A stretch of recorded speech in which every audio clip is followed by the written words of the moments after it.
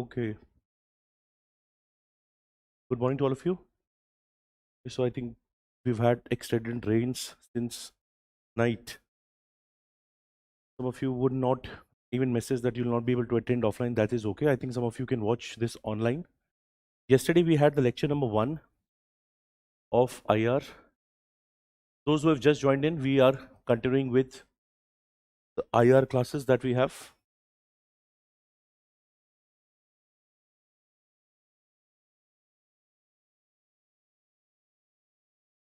Yesterday was our first class wherein we had just gone through the syllabus, and in fact we had seen some important aspects. Okay, today before I start, I'll just take a couple of minutes to just revise what we've done in the last class.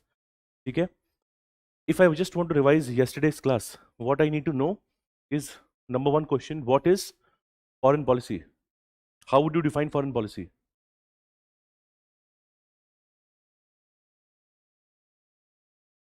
Foreign policy के लिए you need to only know one keyword. How do we define it? What is the prime? Yes, the prime objective of any foreign policy is preservation of national interest. First thing that we had seen. Second thing we had seen was state. A state has 4 elements. What were the 4 elements? Population, territory, government, and sovereignty. And we had also seen an MCQ on that, right? Third thing, we had seen a nation and a state and a difference between that. I hope you remember that. Okay. And we had seen example, for example, of Kurdistan. That Kurdistan is not a state as such. Okay. But the people are connected. They have a common goal that we had seen. Then we had seen almost 4 keywords back to back. The very first keyword that we had seen was national interest, if you recall.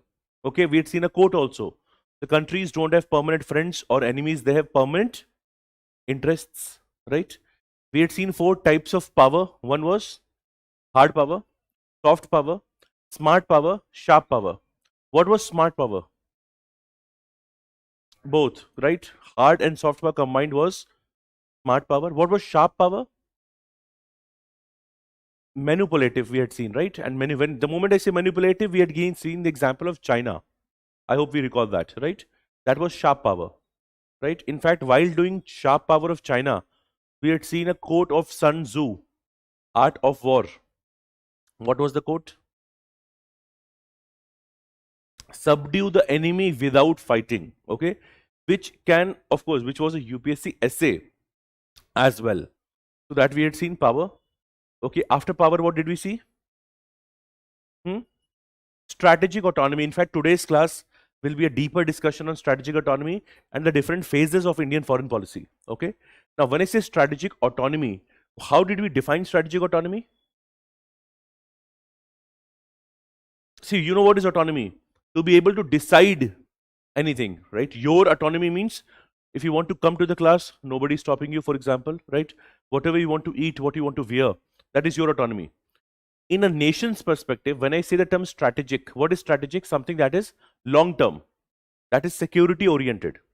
Tactical is something that is short term. So when I look at strategic autonomy, we know that during those times, that time was the time of Cold War. Okay, and particularly in the Cold War, we wanted to safeguard our autonomy. We did not want to join any specific camp. If we would have joined any specific camp, what would have been the problem? Our choices would have been restricted. If you are in the block of USA will give you some aid, some incentive, but you have to do exactly what USA does.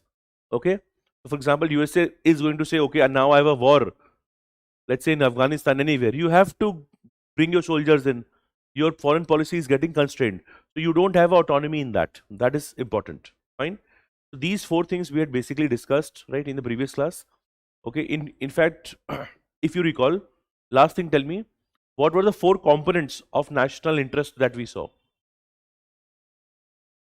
Right, so survival, security, prosperity, and status. Almost these 4 headings, okay, in a slightly different manner, we'll also see is the objective of foreign policy.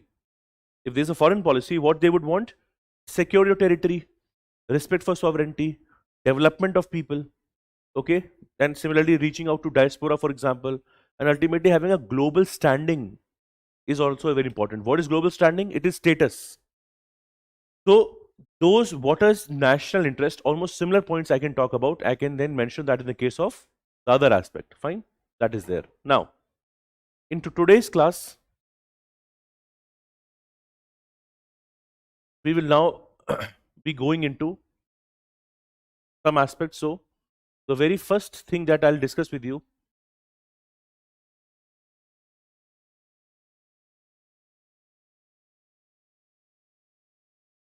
determinants of foreign policy.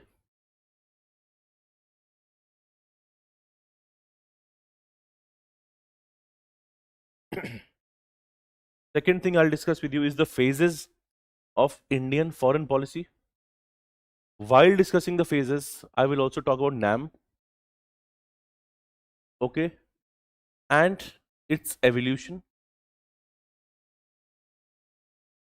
And here we will also discuss a new term that is popular, multi-alignment. If you look at the PYQs, I will also show you that all these things have been asked in the past in some different form. Okay. Three major discussions that we'll have for today is this.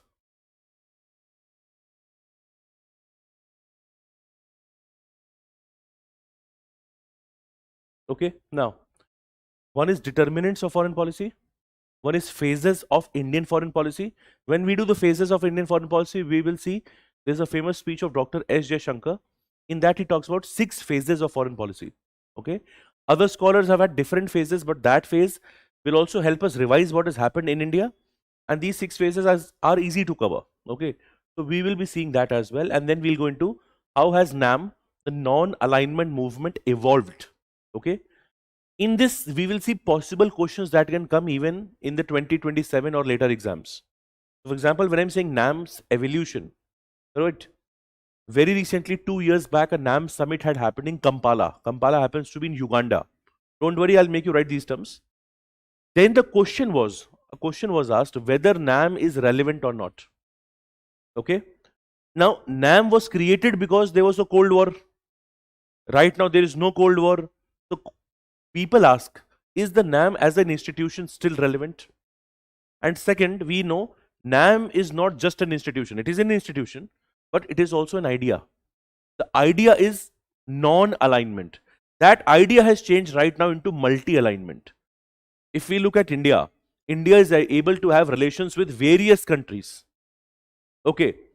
And what is that? That is multi-alignment, because the 21st century is now not an era of bipolarity. 20th century was bipolarity. One was US, one was USSR. Right now the world has changed. So we need to also modify our approach accordingly. Okay. These 3 are the major points that we will see, and we will be discussing it one by one. I will first start with determinants of foreign policy.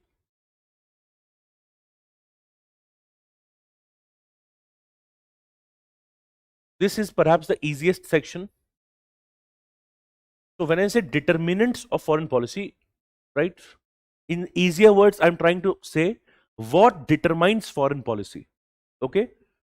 Before I start to tell you what determines it, can you tell me anything that determines foreign policy? Trade. Okay. Okay. Relationship of 2 countries. But I'm saying what determines the relationship of 2 countries? National interest. Okay. Now you'll play safe, everybody. National interest is correct. Anything else? National interest, of course, is a very wide term. Anything that determines a country's foreign policy. Yesterday we discussed about Russia and Ukraine. And one reason we said that Russia wanted to have warm ports, access to warm ports. Is this not geography? Can geography determine a country's foreign policy? Think of India and think of India's coastline. Think of the Himalayas. So our foreign policy should also be rooted in our geography, at least one of the factors. Should the foreign policy be rooted in history or historical experiences? Now, we had a huge freedom movement. So our foreign policy made sure that we supported freedom movements in Africa and elsewhere. Does history determine foreign policy? It can determine foreign policy. Anything else? 2 things I've told you, history and geography.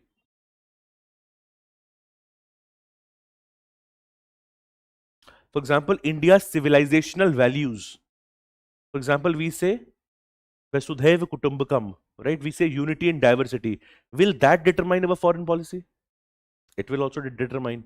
So when I look at it, this is there.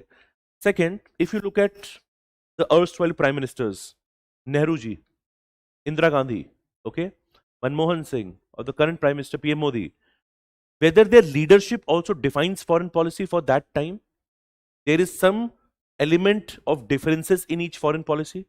So leadership can also be a factor of foreign policy. Anything else? So my point is, see, here there are many factors that will determine. What about the world? What is happening in the world? Will that determine your foreign policy? For example, if there's a Cold War, our approach was non-alignment. But in the current world order, when there is kind of multipolarity, our approach is different. We are going for multi-alignment in multipolarity. In bipolarity, we went for non-alignment. So does that also determine your foreign policy? Even that determines it. Fine. If I want to just break this down one by one, what determines the foreign policy? So of course, one, history determines it.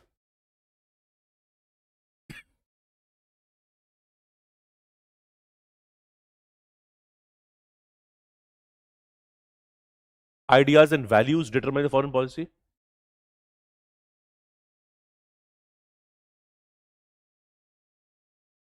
Geography determines foreign policy.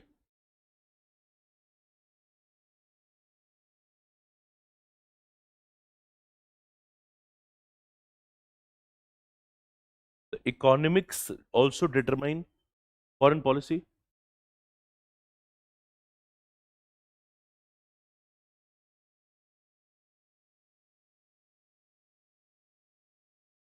Leadership can also determine foreign policy.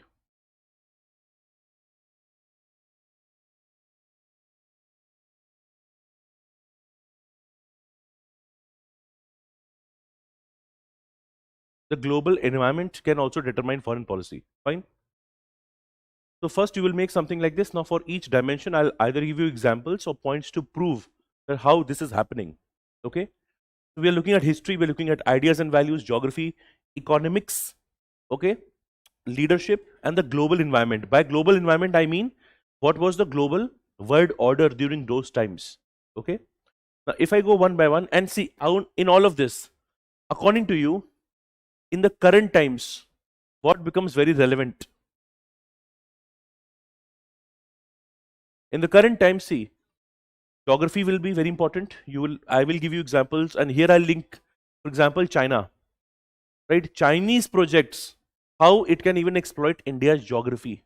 We will see the current dimensions here. Economics is now a very important factor. We see India doing trade a lot. The free trade agreements, have they increased? They have increased. Right? Economics has now become a very important factor. In fact, it was not a big factor till 1991. Because in 1991, we adopted LPG reforms. Right? This became a huge factor. Leadership, now this keeps on changing. Again, you have to remember here, the national interest, there are two components. One is a core. Core will never change, even if the leader changes. Just the way to achieve the core keeps on changing. This is known as means and ends. The ends will remain same, but the means how you achieve the end. That can change. Fine? Now, if I talk about history, okay, the major part here is actually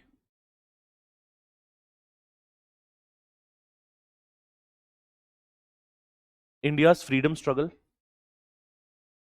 That is India's history. And India's freedom struggle actually inspired Indian foreign policy. Why? Because we supported few things. Anti-colonialism. We were anti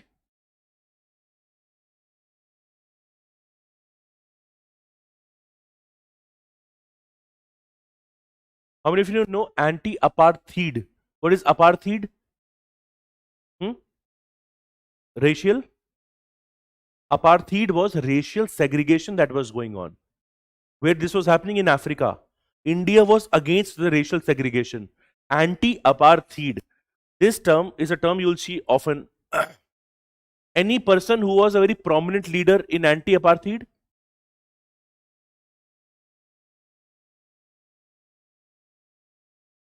Now,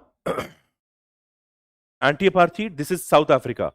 The moment they say South Africa, which leader should come to your mind? Nelson Mandela. And Nelson Mandela was also inspired a lot by Gandhian strategy and Gandhian approach. Okay? So this term, of course, is also a term in your word history. But just remember, anti-apartheid, HEID, South Africa's system of racial segregation. Here only write the definition, what you are seeing. Only till here. Racial segregation. And in the bracket, write down Nelson Mandela. A very good example even to use in essay. So first factor we are saying is history. India's freedom struggle inspired the cause of anti-colonialism. We were against any such exploitation. Second, we also supported movements like anti-apartheid movement. Apartheid is racial segregation. Okay, the blacks, the whites, they have been segregated. This was discriminatory. And the person that you should remember here is Nelson Mandela, the huge struggle that happened, and finally this actually led into. So that can also be an example.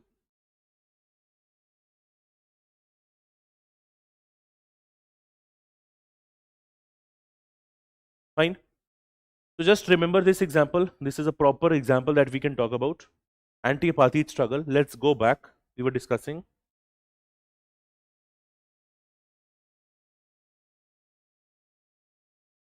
So India supported anti-apartheid. India supported anti-colonialism. India supported anti-imperialism. Okay.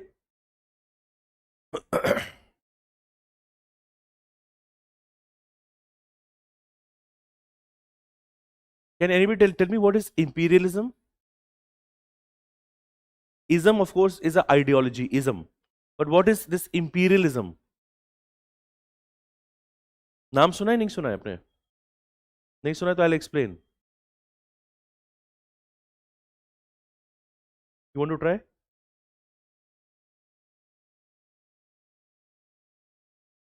Capturing, so that means it is more territorial in nature. Okay, we say some rulers had an imperialistic mindset, so they wanted to have conquests, they want to capture land, they want to gain territory.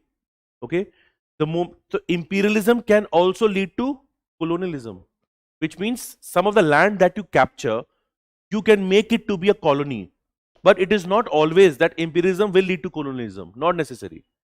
You may capture a land, you may loot it, you may plunder it, you may throw it away. Right? You know what is the meaning of colonies? For example, British had various colonies. So what it means, these colonies, they supplied the major raw material for the British industrial development and growth. Right? And what happened? Britishers used to say that in return, we will modernize you. We will build railway tracks. We will do this and that. But what was the issue? It was a very unequal transfer. For that small element of modernization, huge exploitation of the colonies actually happened, which is ultimately what inspired our freedom struggle. Right? So when I look at India's freedom struggle, the fight that we had, anti-colonialism, anti-apartheid, anti-imperialism, and our history also, for example, very much made sure that we support something like NAM, non-alignment movement. Our experience was such that don't take sides, right? Even in World War II, India had to fight British wars. A lot of the soldiers that Indians died, they were not fighting their war. In fact, a lot of soldiers in the time, Rangoon, the part of Myanmar, okay, there a lot of bombing was happening by Japan, but that was not an Indian war, for example. But because India was a colony, India was sending all its soldiers. So you are fighting wars which are not your wars, losing people. A lot of exploitation is happening. So history played an important role in determining our foreign policy, as also seen in NAM. Again, in 30 minutes from now, I'll be doing in NAM in more detail, right? Who were the founding figures? What is the Belgrade Conference? Some important aspects of NAM I'll tell you. Is that clear? Now, ideas and values. Okay, this also inspired our foreign policy. For example, ideas like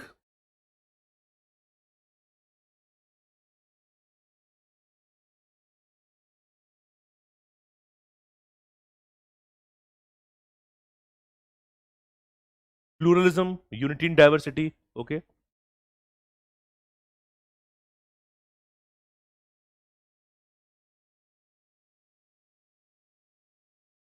Now, when I look at the values that we have, how do these values impact? For example, India has been a peaceful country, peace loving nation. These values inspire our foreign policy. We have not been an aggressor. Despite having nuclear weapons, we've only used it for our civilian use. So, why is that? Our value is like that. Okay. Now, who has inspired the foreign policy here? It is inspired by Buddha. It is inspired by Gandhi. The idea of non-violence, right? So, peaceful countries again. How? Non-violence.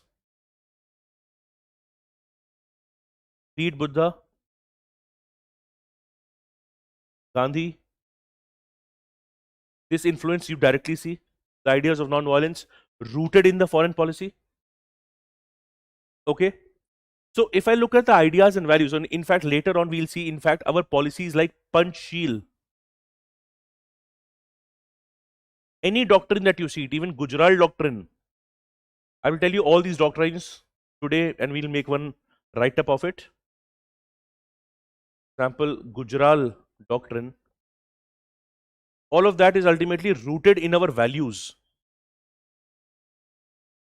Okay. The values ultimately, right? Vasudhaiv Kutumbakam is what? The word is one. Main idea, the word is one. Even in the recent times, we talk about the same thing. The word is one. So, ideas and values also determine our Indian foreign policy, goes without saying. We can say this. How many of you have heard this term Panchsheel? In which context? In the Indo-China context also. And it was also said that 1962 war that we had with China, okay, also showed that we were too idealistic. Many people will criticize that our ideas and values are very much ethical in nature. And in reality, in the word, there is not much ethics that is there. Now, I've written Panchsheel. I'll just show to you Panchsheel.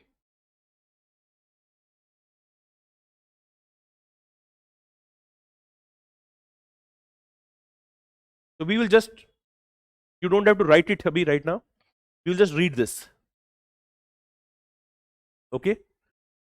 Panchsheel talks about mutual coexistence. What is happening here?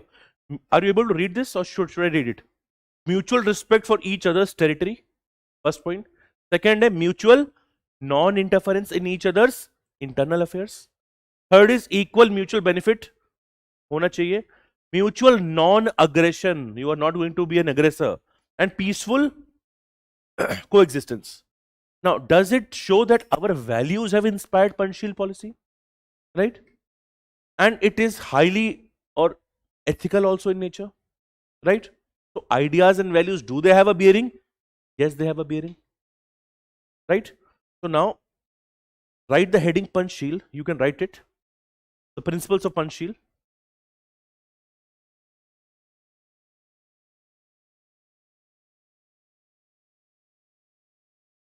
People are watching online also, you can again quickly just make a jotting of it. When I do the doctrines, I will again talk about all the doctrines that we have. Neighborhood first, Sagar, Panchsheel, all of that. So here we are talking of 5 principles. First principle says mutual respect for each other's territorial integrity and sovereignty.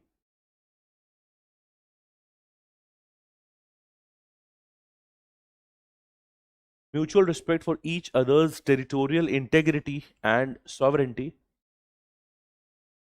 Second is mutual non-interference in each other's internal affairs.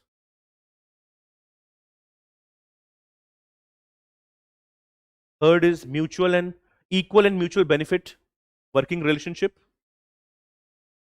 Fourth is mutual non-aggression.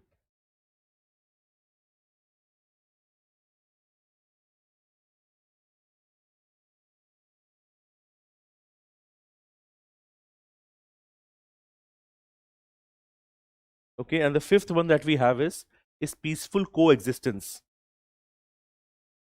And I'm not asking you to remember all of them, but even if you remember at least one or two, Even while writing the answer, as Panchsheel policy highlighted, maybe one or two keywords done.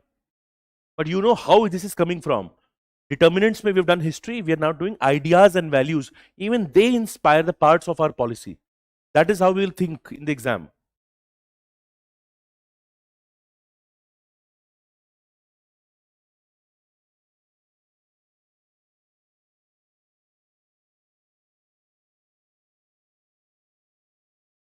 Okay, good point. I think Krishna, Arpita, yes, ideology can also inspire this.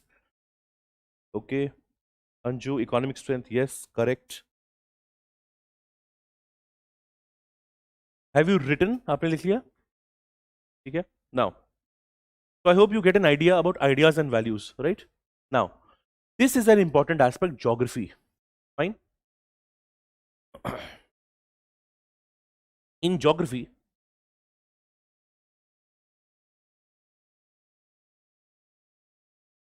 first tell me, how has geography influenced our foreign policy? Any idea?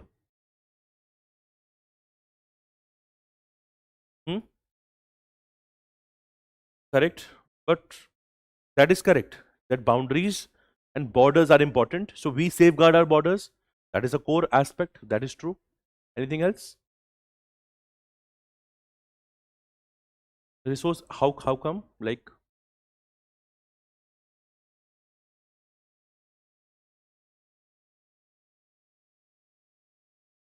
okay.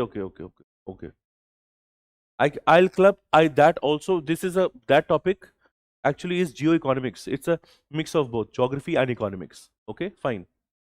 Then, okay, Krishna is mentioning, for example, the importance of Indian Ocean. Very good point. Importance of Indian Ocean as a region.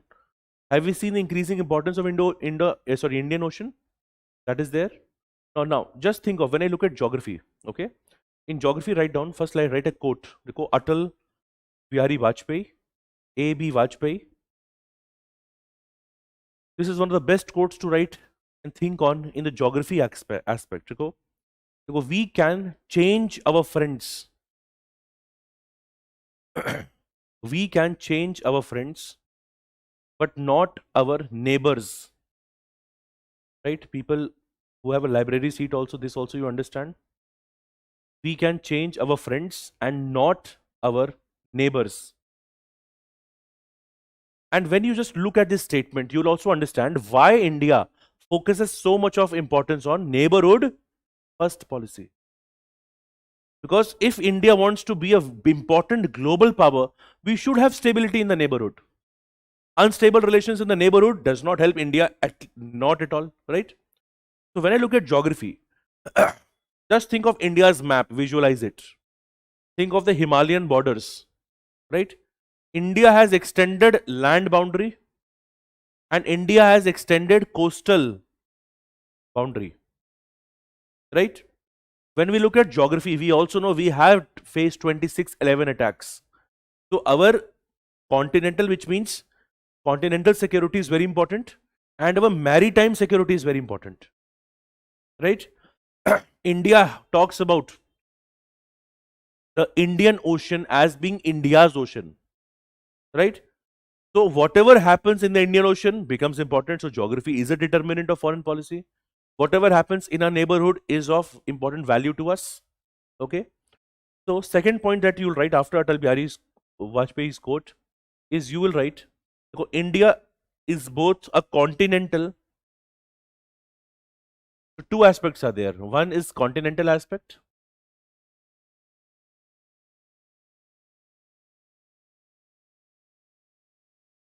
And maritime aspect. By continental, I mean big land borders. By maritime, I mean big coastline, huge coastline. Any idea how much is our land borders? How much? So we have written India is both a continental and a maritime power. Next point, right? The land boundary is roughly 15,000 kilometers. The land boundary is roughly 15,000 kilometers and the coastline is roughly 11,000 kilometers. The coastline is roughly 11,000 kilometers. 11,000 kilometers.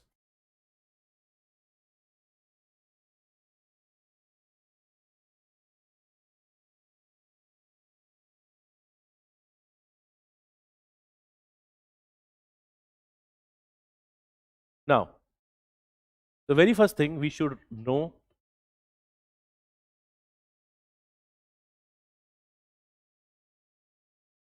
if you look at neighborhood's first policy, it is properly rooted in geography. Okay, and that too, I'll say immediate geography. You want your neighbors, okay, to develop. That is also there. In fact, when I look at Act East policy, this also has a strong bearing. Now, why I've also written Act East. For example, if India wants to have good relations with Myanmar, Myanmar and India very close together, right? And that also happens to be a gateway, right? If you have good relations with Myanmar, you'll have good relations with Southeast Asia. Okay. So from connectivity point, even geography, you will see in Indian policy, right? It does not end here. We talk about things like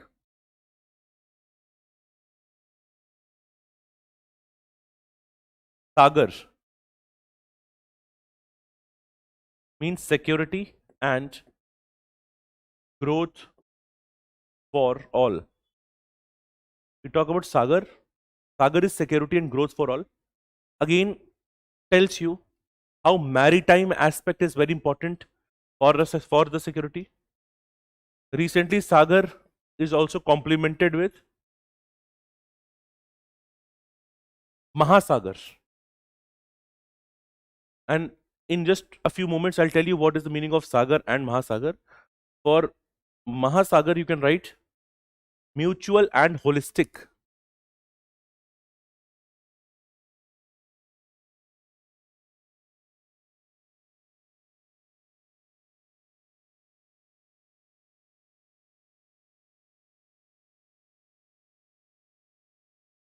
Mahasagar is this: mutual and holistic advancement.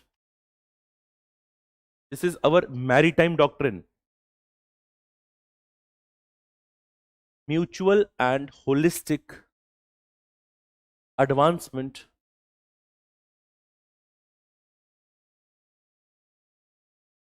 for security and growth. So this is an addition to the policy that we already have.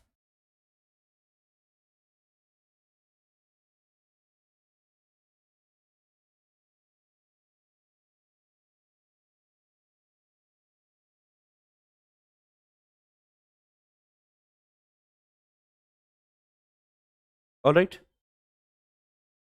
Now, when I say Sagar, security and growth for all, Sagar is a policy related to which part of the world?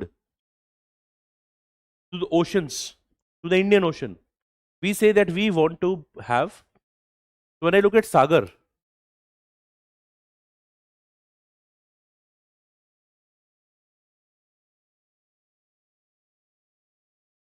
Sagar is very specific related to the Indian Ocean region. Okay. And here in Sagar, you will remember three things: maritime security, economic cooperation, and a very important keyword, blue economy growth. Right? And when I say blue economy, it means sustainable fishery, it means sustainable shipping. Anything that is related to blue is the aspect of water. So blue economy is a very broad term. So when I'm saying Sagar doctrine, main thing is Sagar doctrine is related to the ocean. Which ocean? Indian Ocean. In Indian Ocean, we want to focus on maritime security. We are doing that. We want to have economic cooperation. We are doing that. And lastly, the focus is on blue economy. So this is an important aspect related to the geography as a determinant of Indian foreign policy. So it is seen in the neighbors. And by the way, I've just given you example of neighbor and extended neighborhood. If I look west, this is also geography as a part of foreign policy, right? So India is now wanting to explore the Arctic region. Again, geography and foreign policy. So geography, we don't think geography is immediate neighborhood. Anywhere geography is there, like I think you mentioned about, I think this resources, polymetallic nodules, etc. So even that is an important aspect. Geography will be also about resources allocation, resource extraction, not just an immediate neighborhood, but also outside. For example, India has good relations with Central Asia. With Central Asia, we get a lot of resources, for example. So that is also geography. Geography will be your location. how the location plays an important part. That is there, right? And with geography, also remember, if for India geography is important, for other countries geography is also very important. Now, this part, when I'm saying for others the geography is equally important, now here I'll just touch upon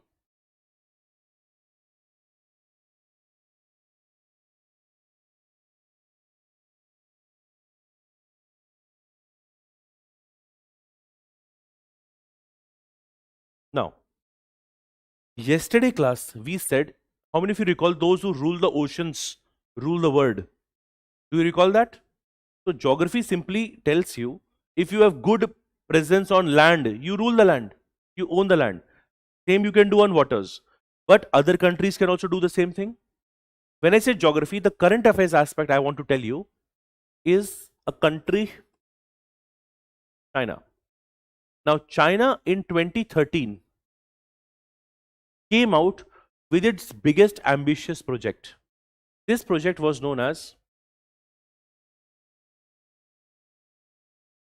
Belt and Road Initiative, which is referred to as BRI. Right? Belt and Road Initiative. Now, this was supposed to be and is said to be a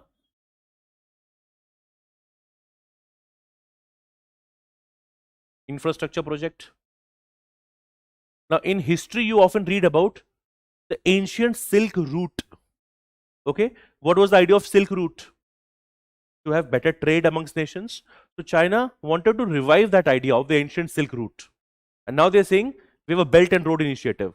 This infrastructure project has two components. Okay, it is also on land and it is also on maritime. Right?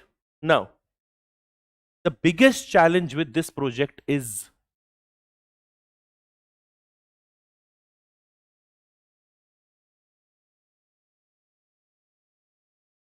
it can be dual use infrastructure. Dual use. Dual use is always a challenge. What is the meaning of dual use? You are saying the project is important from economy infrastructure, but you may have some other motive also. The project, you will deploy your military, and if you deploy military, the project can be used for surveillance also. So this, any project like this, so which is why countries have been skeptical, especially India has been skeptical about Belt and Road Initiative. So this project has two components, land component also, maritime component also. But the challenge is it is a dual use infra. Right? Now, there is a very popular term that some of you may have heard about. If not, we'll see it here only. How many of you have heard the term string of pearls? So I'll tell you what this means.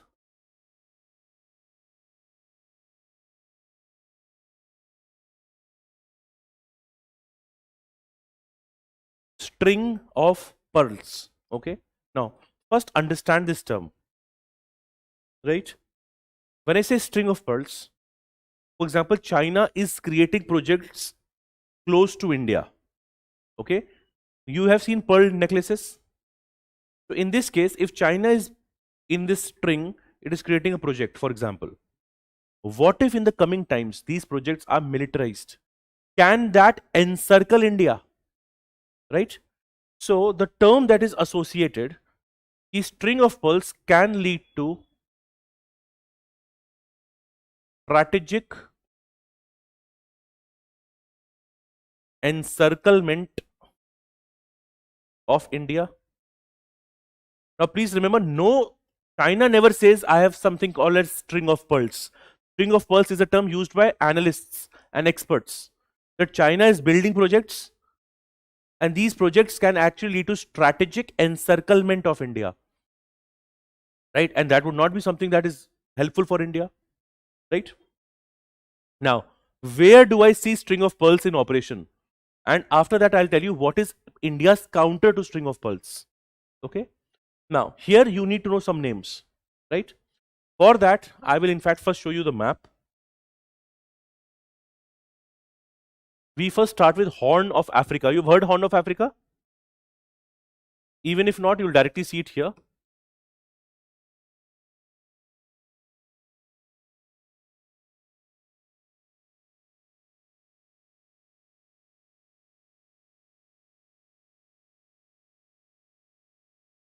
Okay.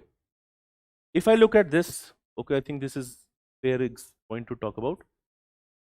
Or let me just look at one more example. Okay, this is an even better. Now, this particular part is known as Horn of Africa. Okay. For Horn of Africa, there is a very simple keyword to remember. That keyword is seed. S-E-E-D. S-E-E-D. So Horn of Africa has 4 countries. The countries are Somalia, Ethiopia, Djibouti, although the name starts with a D, D is silent here. Djibouti and Eritrea. So Horn of Africa is how many countries? 4. Okay. Out of them, China has developed its bases in Djibouti. So one of the example is Djibouti. Okay.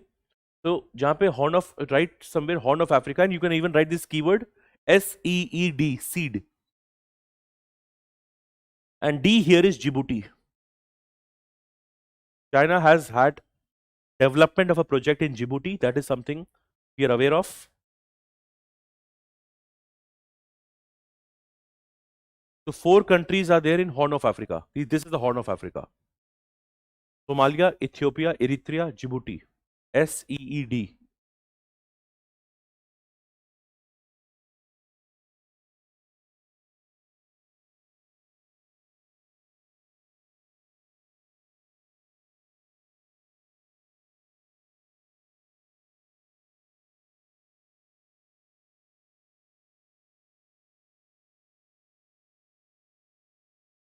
And from class 1 onwards, whatever map and references we are making, after you go through notes, for map part, either put a star mark or M. So that, let's say, this can also be asked as a prelims question, maybe in some different form. Okay. If you're looking at West Asia, for example, we'll do West Asia map also. So again, what is, let's say, the Levant region, right? What is Gaza? What is West Bank? Various territories are there, right? So first example was Djibouti. Second example is something we've already done in the previous class, but we'll do it again.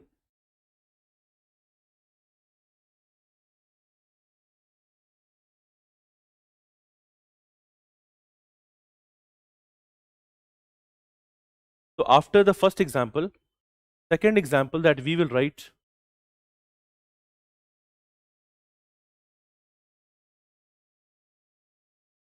Okay, I think this I can show you. I hope you're able to see this image.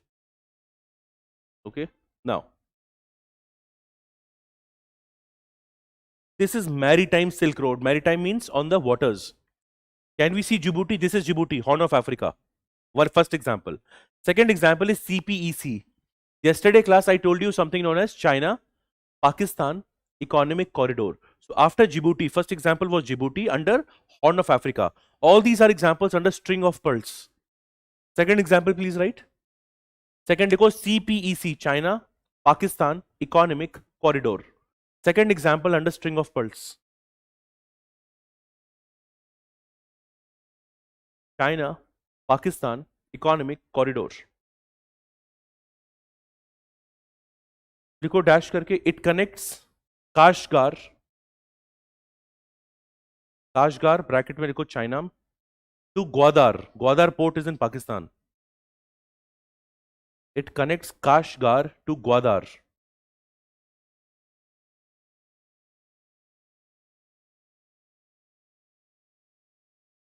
And what is the issue with CPEC? This project passes through Gilgit-Baltistan, the parts of POK, which is why India says that it violates our territorial sovereignty. This is the challenge. If China is building projects around this can be militarized, can be used against India, right? So first thing was Djibouti under Horn of Africa. Second one is China, Pakistan Economic Corridor, right? Third देखो Hambantota port in Sri Lanka.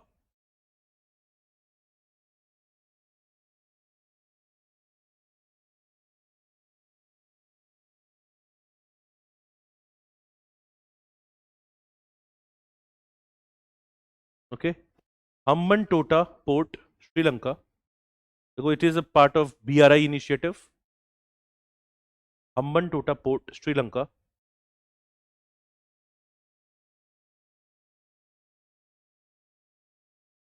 And main issue is it is funded by Chinese loans. That will lead to a lot of debt. Hambantota Port, Sri Lanka. Okay. How many examples till now? 3. Okay. Last example I'll tell you.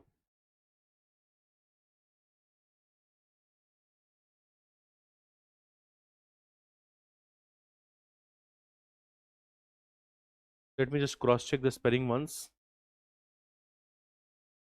Last one is this. Pyu Port of Myanmar. 4 examples. KYAUK It's a deep sea port. This project is in Rakhine State. Rakhine State is known for Rohingyas.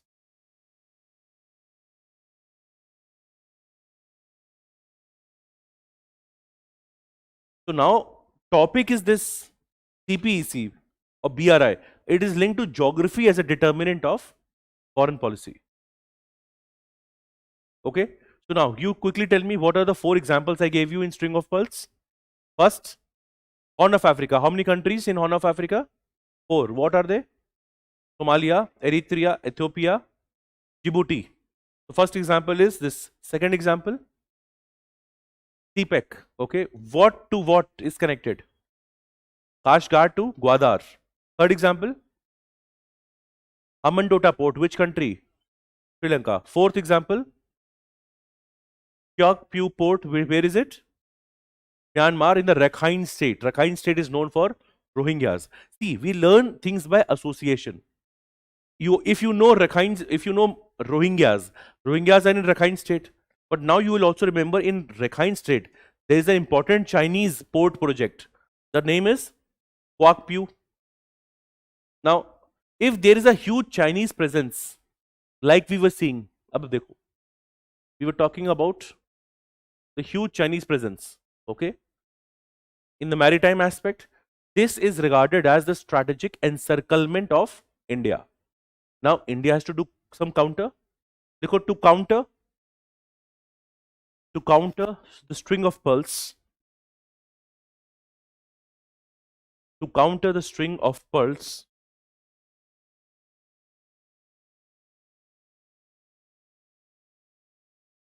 India has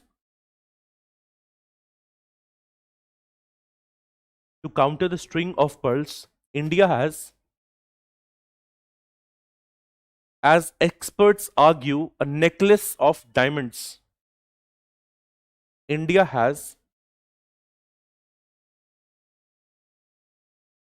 as experts argue,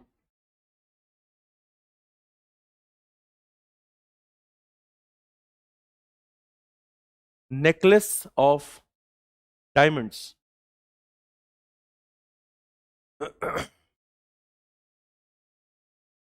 Necklace of diamonds. Okay. Now let's see the necklace of diamonds. We need to know some examples for India. First, right? And some of these points which I'm telling you have already been asked. First, Chabahar port. Even right now, very much in news. Chabahar port is where? Iran. First write Chabahar port, Iran. Put a dash and write. So door to Afghanistan. Chabahar port पे लिखेंगे. It is a door to Afghanistan and Central Asia. Central Asia bypassing Pakistan. Bypassing Pakistan. Okay. Even Chabahar port has been asked by UPSC. If you see, this project is a node of INSTC. Even INSTC has been asked by UPSC. So when you have written bypasses Pakistan, full stop, also write one line. It is a key part of INSTC. INSTC is International North-South Transport Corridor, which we will see even later. So it is an important node of INSTC, and INSTC will be your homework for this class. How many of you have done the homework of the last class? Okay, good. Make sure you do the homework. People who are already familiar with my classes, you know the homework also, it becomes a task in itself. But if you do it, you will get a lot of clarity. And again, when you do IR, don't do it, right? Ki chalo, whatever is said in the class, I'll just write it. Sometimes you have to go beyond. If I'm saying Chabahar Port, if I would have more time, I would have just done the geography of Chabahar for 10 minutes straight. But things like Chabahar. So ultimately, all of you can have access to the internet, right? Bismillah, look at some of the examples. Let's say, for example, I look at this. Okay? You just saw Gwadar Port. This is Chabahar Port. Okay? And what happens? India can bypass Pakistan, and through Chabahar Port, can I now reach Afghanistan? And then I can even reach Central Asia. Okay? This is Zahedan, this is Zaranj, there is a Zaranj, Delaram Highway also, Kabul. So what are you doing? Main thing, why is this important? The reason is, it helps you bypass Pakistan, Chabahar. The first example is Chabahar Port. Fine? We are doing this under the necklace of diamonds, which is a counter to Chinese string of pearls, which is a topic under geography as a determinant of foreign policy. Fine? Now, first example we have seen. Second, right?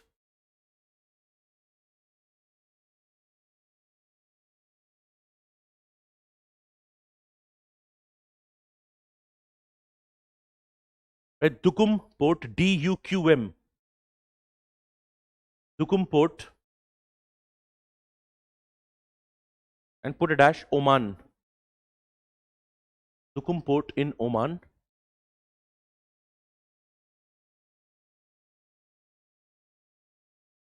Okay. Again, if you look at it, this is Pakistan's Gwadar. This is Iran. So here will be Chabahar Port. Right? This is Oman. Here is Port of Duqm.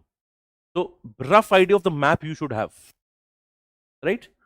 Gwadar, Chabahar, Duqm. This is Port Duqm. Second example. Third, right? Sabang Port, S-A-B-A-N-G.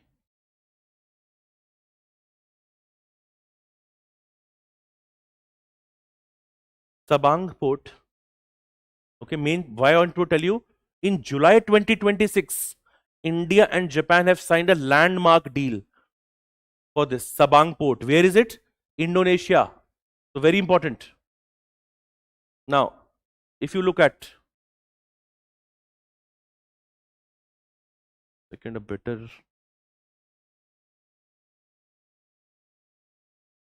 Is this image visible? In this image, I can see many prelims facts. First thing, can I see a 10-degree channel? UPSC has already asked you 10-degree channel in geography, okay, in prelims. What is 10-degree channel? What is the main thing about it? How many of you have seen 10-degree channel for the first time? First time, okay. 10-degree, you know Andaman and Nicobar? We have Andaman and Nicobar Islands. Andaman and Nicobar Islands are separated by Andaman and Nicobar 10-degree channel. 10-degree channel separates Andaman and Nicobar. So we have many such 10-degree, 8-degree, 9-degree. Second thing, this is a very important term, Strait of Malacca. Did we read about Strait of Hormuz? For the last 3 or 4 months, everybody is talking about Strait of Hormuz. Equally important is Strait of Malacca. And Malacca or Hormuz, these are known as choke points. Right? A lot of trade happens through the region. And if you somehow weaponize it, which means somehow you don't allow the ships, agar aapne usko rok diya, major trade gets impacted. So, just like Strait of Hormuz became so important, even Malacca, Strait of Malacca is equally important. And we've had a deal with Indonesia, which is the port, Sabang Port, very close to Andaman and Nicobar. Okay, so third example that you write is likho Sabang, S-A-B-A-N-G, Sabang Port.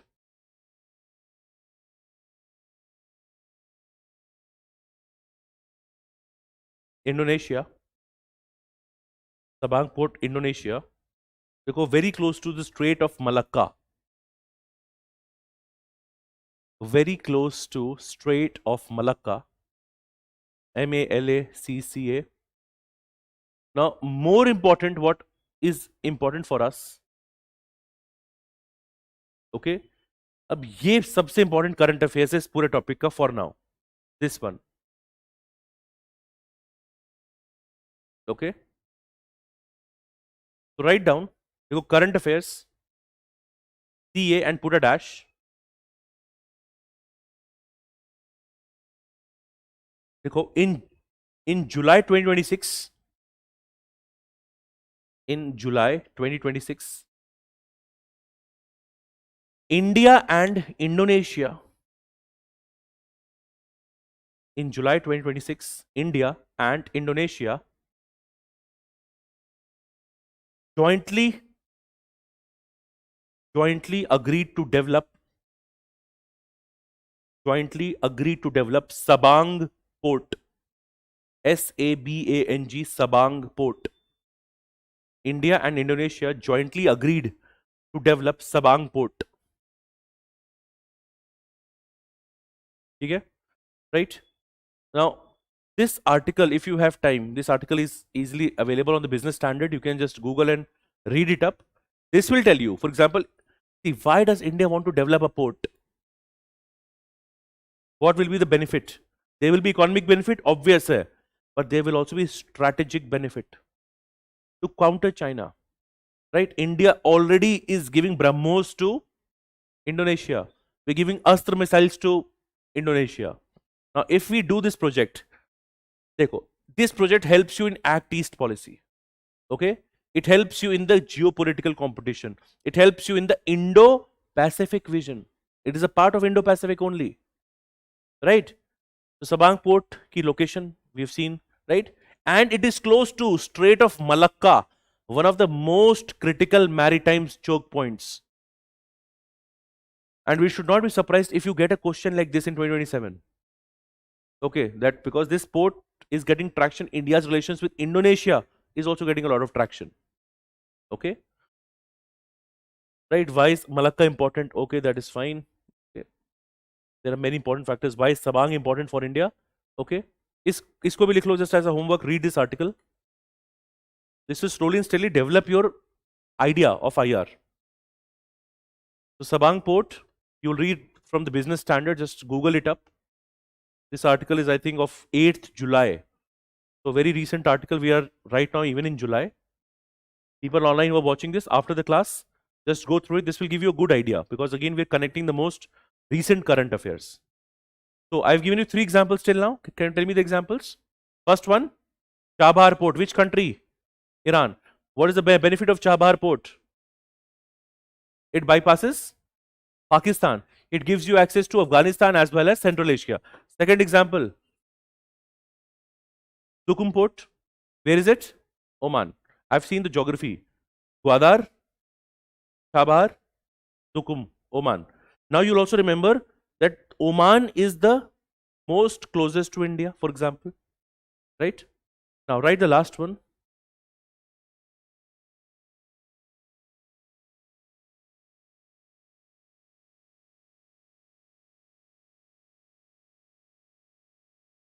Aga Lega. This is Mauritius.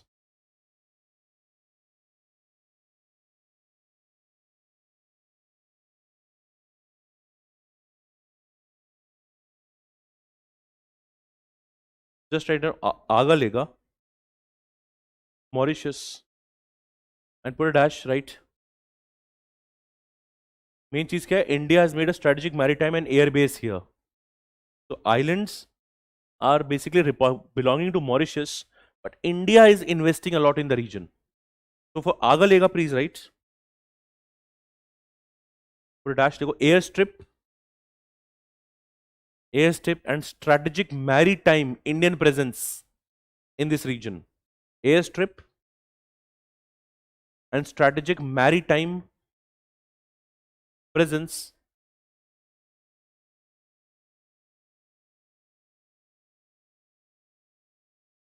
Is that clear? That is there in this region. Now, this is again connected to geography. Geography I wanted to tell you in more detail. Okay. Geography mein we were seeing Indian neighborhood first policy. Okay, Act East, Sagar, Mahasagar. We saw China's Belt and Road Initiative. It has two components, land and maritime. We have something in China, string of pearls. To counter it, what does India have? Necklace of diamonds. Now, in necklace of diamonds, I gave you 4. In those 4, the most important will be Sabang, most recent. But others are, start with Chabahar, Tukum, then Sabang, and the last one is Agalega. Again, now you know some these things. Are they also very important for UPSC prelims? They are. And a broad question will be in UPSC mains. How geography, or for example, something like China's increasing presence can lead to strategic encirclement of India. I have to tell both the points. What is China doing? I have to give examples and facts. And possibly, can you draw a diagram in this question? You can draw a diagram if you know how to draw a diagram. You can draw India and parts close to India. You mentioned Chinese ports and you mentioned India's counter. That will be one of the best way to write it.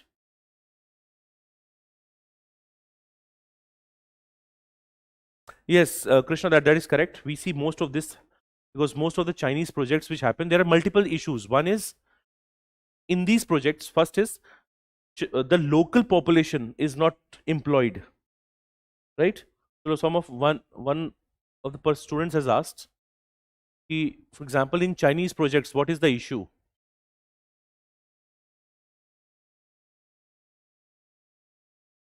I'll tell you some common issues in BRI, okay? The number one issue, which I think most of you know, these projects are criticized for debt trap. Second,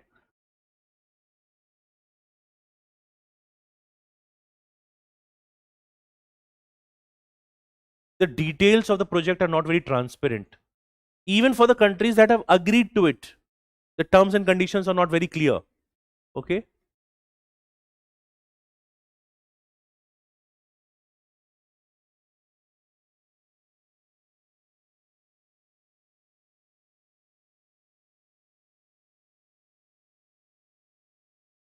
China sends its own people for deployment.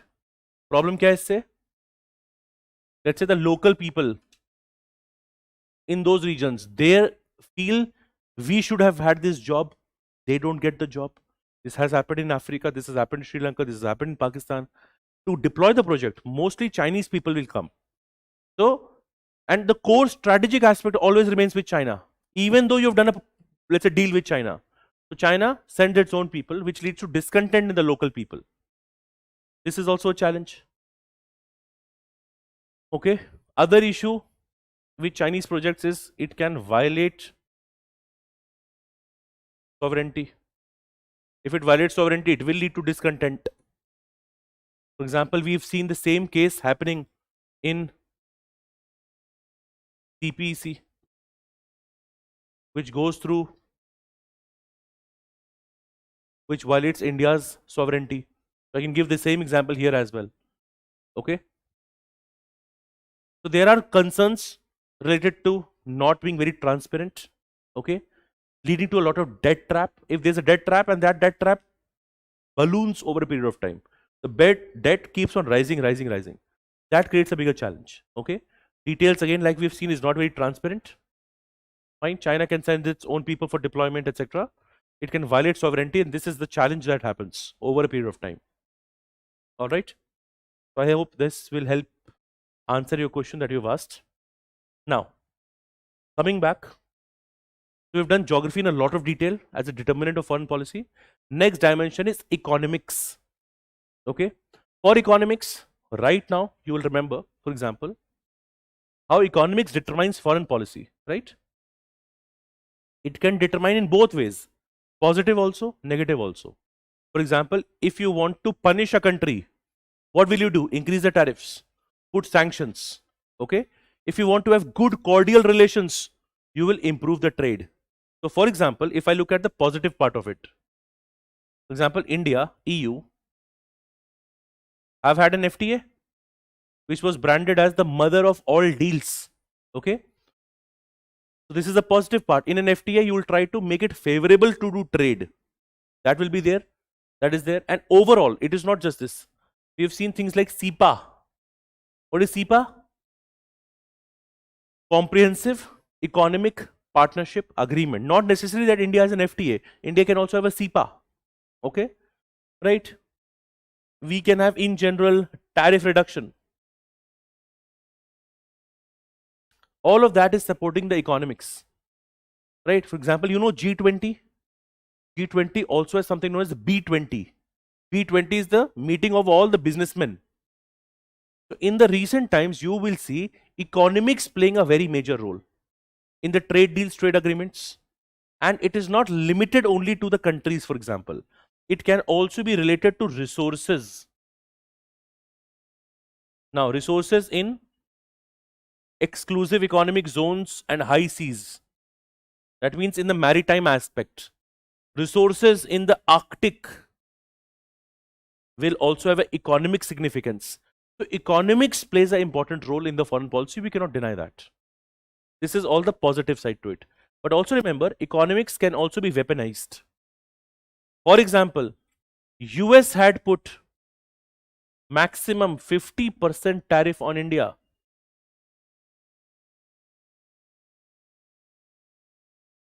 Okay.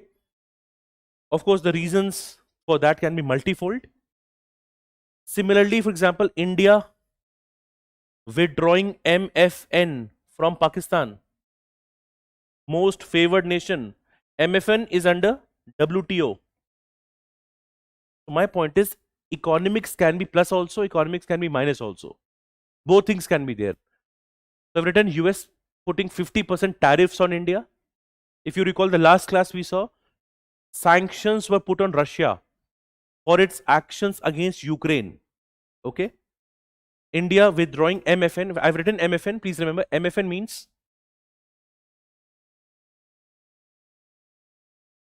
most favored nation. This is a nomenclature related to WTO.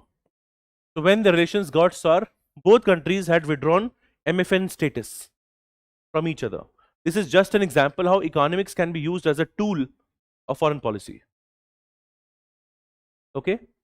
Now, when I say economics, again remember, India is a huge, let's say, recipient of remittances. So when Donald Trump increases H-1B visa fee, what happens? Less people will go. Will that be a challenge? That can also be a challenge.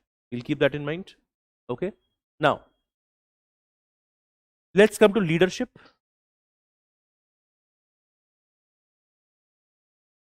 And here I'll give you examples so that you understand this better. Okay. Now, leadership, let's take some examples. Okay. First example, let's say take is, right? Now, during Jawaharlal Nehru, or let me take the current example. Many people say right now, current times.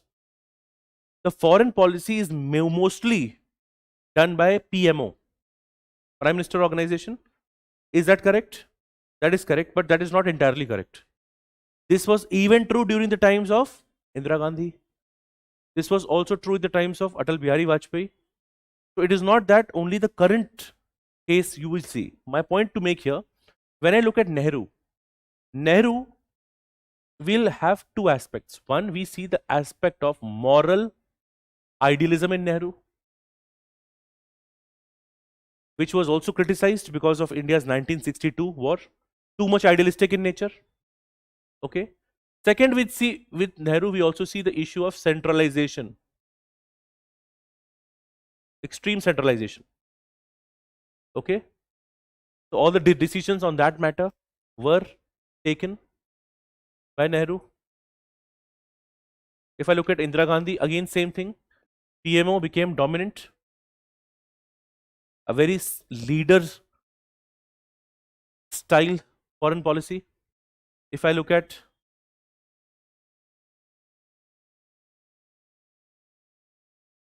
again here, the NSA, National Security Advisor, became dominant.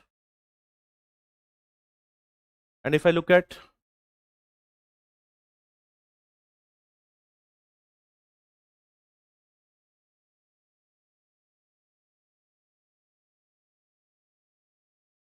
all you have to know that leadership also impacts foreign policy. Okay, but leadership is not the only determinant. यहाँ पे याद रखेंगे, every other example that we saw determines the other as well,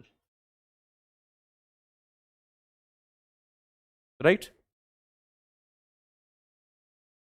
And these are proper quoted examples from books, so don't think that we cannot quote names, etc. Although in GS there is a very lesser chances of they asking you questions on specifically leadership. They may still ask you that how has Indian foreign policy changed in the last 10 years? Okay, in that, while referring to that, you can talk about a reference. So can leadership impact foreign policy? It can. But यहाँ पे please remember, overall in leadership also, the main dominant thing that you should be having in your mind is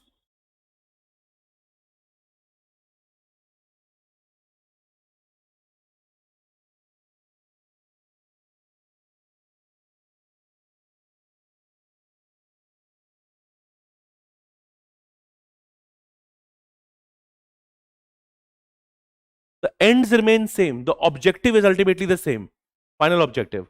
But the means may differ. What is the meaning of means here? The tools that you use, the strategy that you use, the policies that you create, the ends remain same. Ends for everybody is national interest. How to achieve that? It will change, and it will change also, and it should change as per the demand of the time. So the ends remain same, the means may differ. We can talk about it.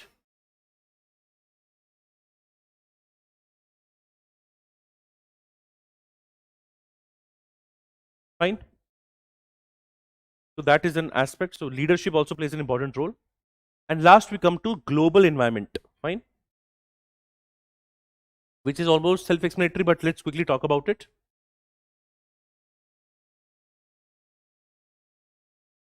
Here I just want to give one example, prominent example. For example, during Cold War, there was bipolarity.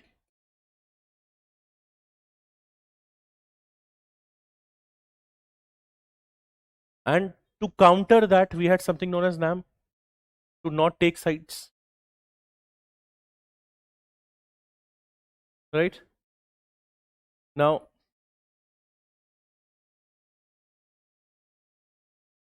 in 1991, we saw USSR breakdown.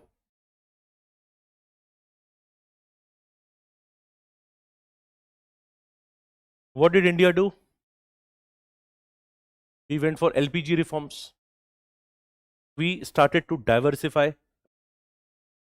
because India lost, I should say, one of the main partners that we had was in crisis. So India had to look outwards, diversify. We had to add LPG reforms. Okay. And I can even say in the current times,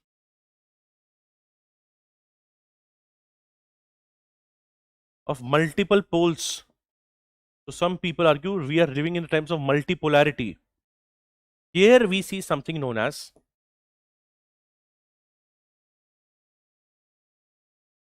multi-alignment,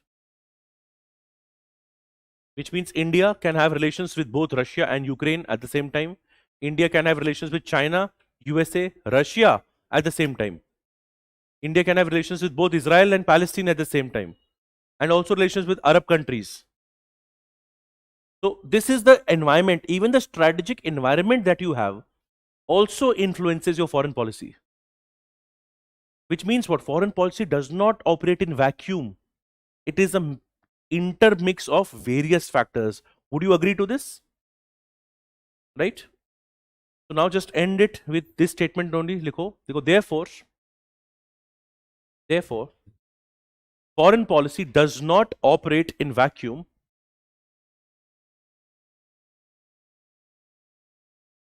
Therefore, foreign policy does not operate in vacuum. Full stop. Likho. It is a dynamic mix. It is a dynamic mix of various determinants. It is a dynamic mix of various determinants which also influence one another. Which also influence one another.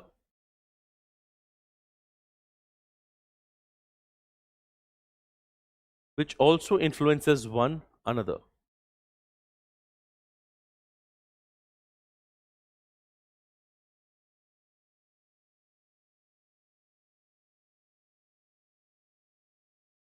Okay, so one major thing that we've seen is determinants of Indian foreign policy: history, ideas and values, geography, then economics, next leadership, and the last one is global environment.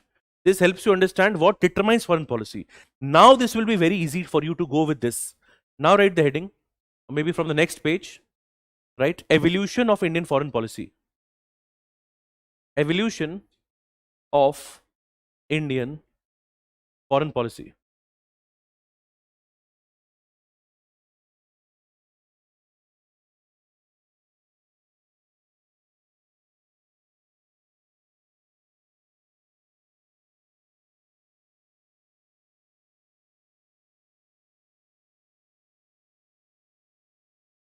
Okay, now the evolution we are going to refer to, देखो ना first line देखो, according to Dr. S. Jaishankar's speech, according to Dr. S. Jaishankar's speech in 2019,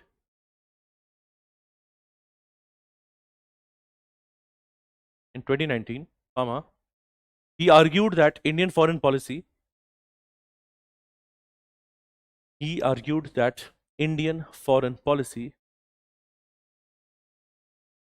can be understood in 6 phases. Can be understood in 6 phases.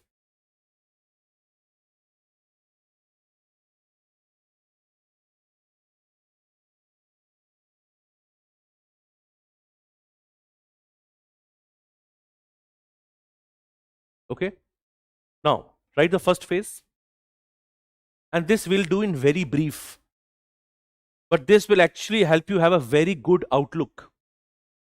6 phases. The first phase is this, right? We will first write all the phases. Okay, uske baad last mein we'll summarize this. First phase is from 1947, that is our independence, to 1962. And this phase is known as optimistic non-alignment.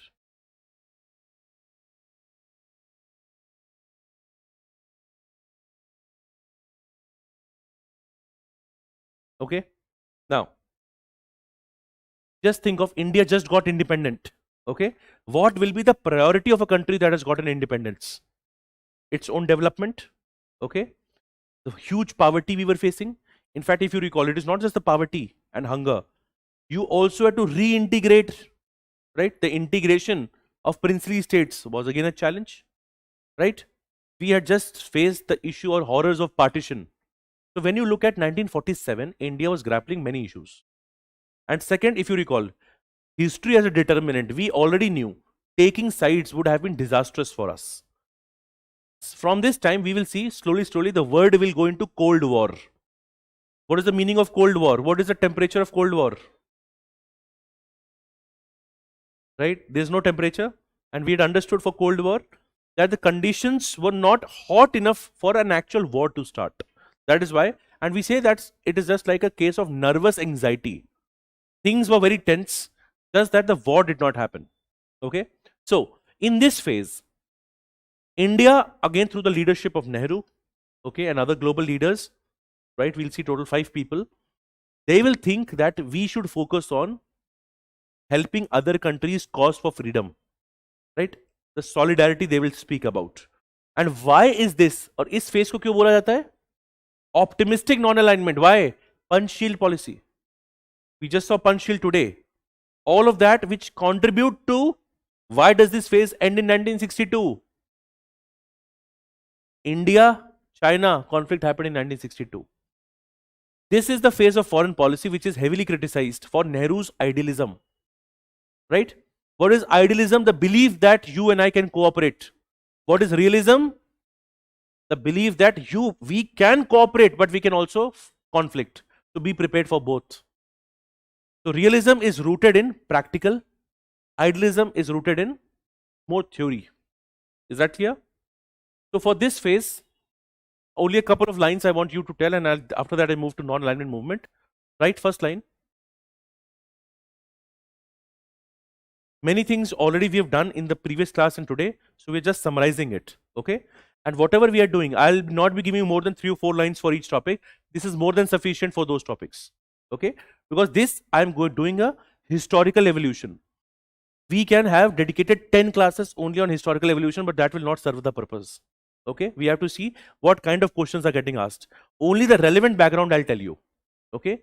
If you are more interested, okay, even if you want to know more, these topics are also covered in post-independence, which is a part of syllabus. But if you look at the weightage, the ROI, the effort that you spend, okay, versus what you get is limited, okay? So I will be, let's say, restricting myself in some aspects. Maybe I'll just give you that Pokhran 1 happened. Now, if you want to know more about Pokhran 1, you can go for more details, but nobody's going to ask you Pokhran 1. That is the main point, okay? So first, pehle dekho.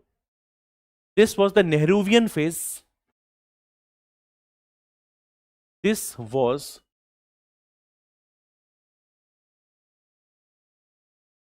the Nehruvian phase of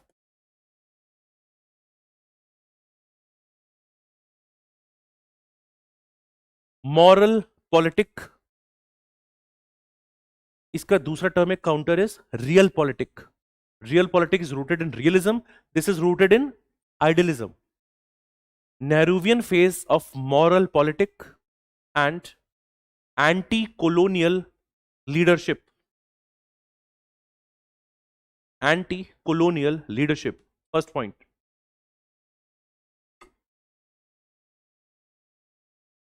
Full stop, right? Next, India stayed away from Cold War blocs. India stayed away from Cold War blocs and tried to lead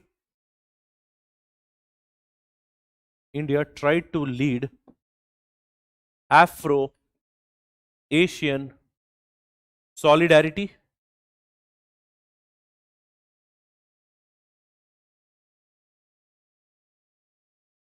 through Bandung and NAM. Bandung Conference again happened in 1955. It is here the idea of NAM was born. Afro-Asian solidarity through Bandung and NAM. Afro-Asian solidarity through Bandung and NAM. Okay. Now, because I've mentioned NAM, just write a mini heading here, NAM. We'll be speaking about NAM. I'll just tell you the historical aspect of NAM. You can just write that in one line. Okay. Now, what you have to remember for NAM, you have these 5 tall leaders, right? So, only maybe write their second names if you want. Nehru, Nasir, Sukarno, Indonesia, Nkrumah, Ghana, and Tito, Yugoslavia. And the first summit was held in Belgrade, 1961. But remember, the idea of this was there in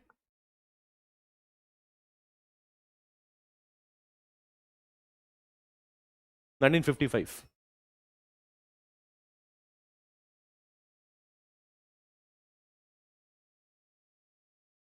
Okay, so this is a factual thing you should know. Don't write their entire names. Okay, you'll not be able to remember.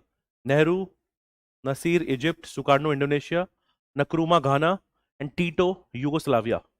5 leaders. First summit was held in Belgrade. But you have to know this basic factual aspect of NAM.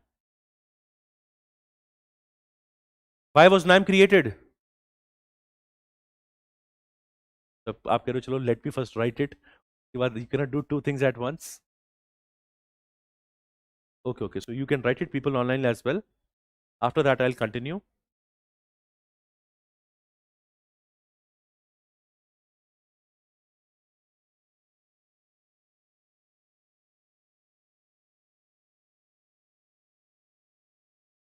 First summit was held in Belgrade, 1961. But the idea, etc., the Afro-Asian solidarity started from 1955. And this is what the major event in 1947 to 62. Right? Afro-Asian solidarity, Bandung and Nam. This is something that you will remember.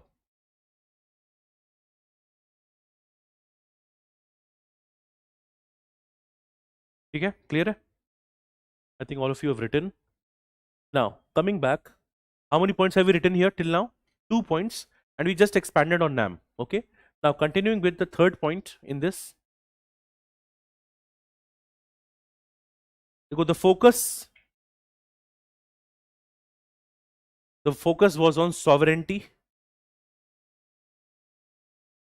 Focus was on sovereignty, comma, peace, decolonization, sovereignty, peace, decolonization. Full stop. However, the 1962 China War, exposed the limits of idealism.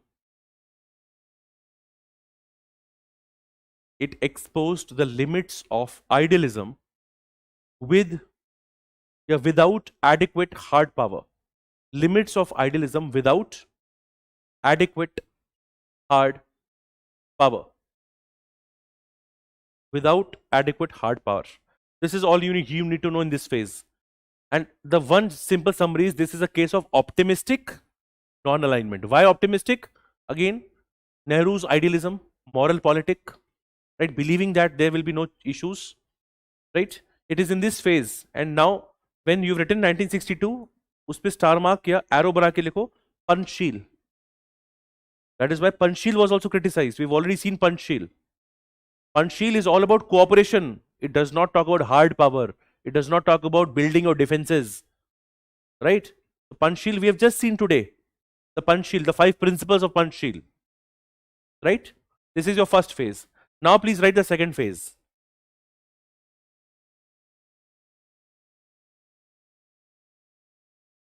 And the second phase you will see the moment you have a war. Now you will become very realistic, pragmatic and practical. The second phase is from this again 62, 63 to 71. This is a decade of realism and recovery.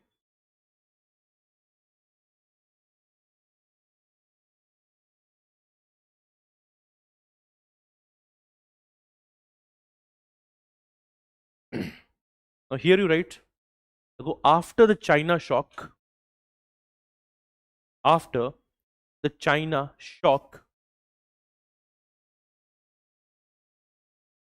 India became more security conscious. India became more security conscious and pragmatic. India became more security conscious and pragmatic.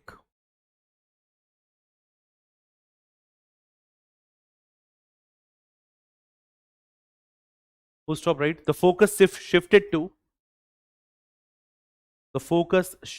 to defense preparedness,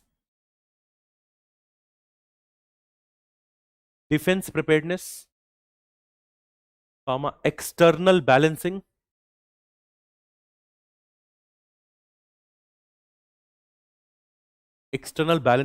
and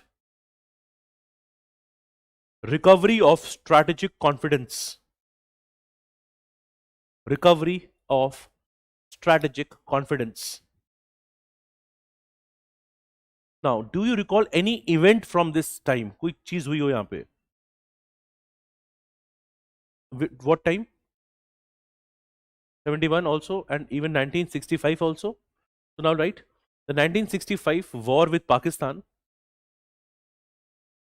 The 1965 war. Again, I have to repeat because some of you are directly doing these topics. When I'm saying 1960 war with Pakistan, for IR that is not going to be asked.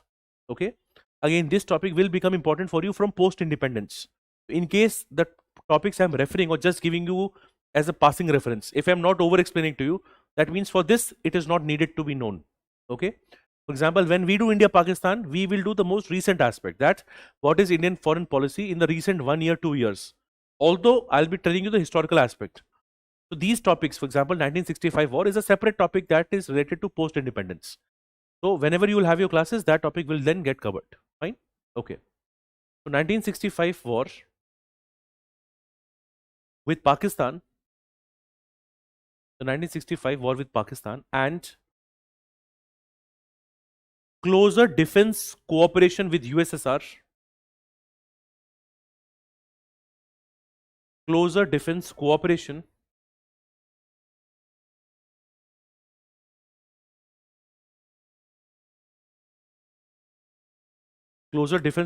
with USSR reflected this change.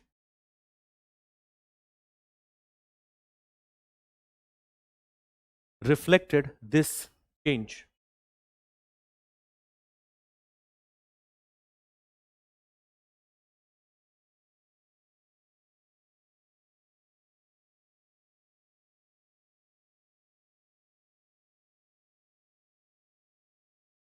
Okay, now you also need to know this PL 480. PL 480 is Public Law 480. Any idea when this was talked about? Have you heard about PL 480? If not, I'll tell you. See, during 1960s, India faced also food crisis. We had to import food grains. And PL 480, for example, is Food for Peace. It's a US program. And India also had to face humiliation. See, if you're importing food, it also means that you are not self-sufficient. And precisely the humiliation that we faced also laid or sowed the seeds for India's Green Revolution. With Green Revolution, you will remember names like MS Swaminathan, Norman Borlaug. Usme kya kiya? We used high yielding variety of seeds. And right now, what is the status? India is not only self-sufficient, but we are a food surplus economy. In fact, food surplus to the extent, हम export भी करते हैं, and we also waste food, right? How much food we waste is also statistics in itself. And the food we waste is again because of poor storage infrastructure, not having enough, right? The cold chains are not that good enough. So that is a separate question. So PL 480 is also related to this aspect. Okay, so here you write a line. So I think we have done so right. At the same time, India's dependence on US food aid. At the same time, India's dependence on US food aid under PL 480, under PL 480, PL-480, especially during 1965-66 food crisis, especially during 1965-66 food crisis, exposed the limits of autonomy. Exposed the limits of autonomy. Limits of autonomy without economic self-reliance. It exposed the limits of autonomy without economic self-reliance. So in this phase, of course, we are dealing with the reconstruction after the 1962. We face 1965 war. There is a food crisis. We are importing food from US. All of that. Okay.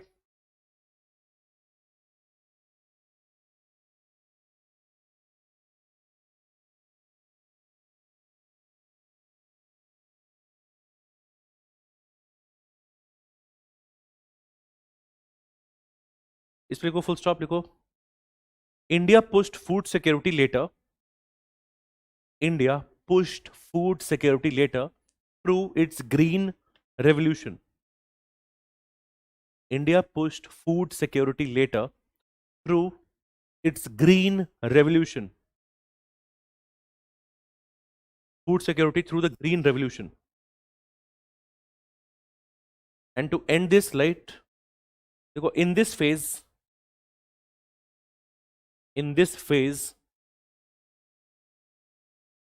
foreign policy became less moralistic. Foreign policy became less moralistic and more grounded in power realities. Less moralistic and more grounded in power realities. In fact, just after this, what would happen? India will sign a treaty of peace and friendship with Russia. I should say Soviet. Okay. In 1971. This again shows that we are becoming more practical in our approach. Right? And now we will move into, this is the second phase. अब हम आएंगे इस पे. अब now the time period is bigger. In this phase, you will have your green revolution, you will have better economic growth. We will also have Pokhran 1 in this phase. Many things will happen in the third phase. Now write the third phase.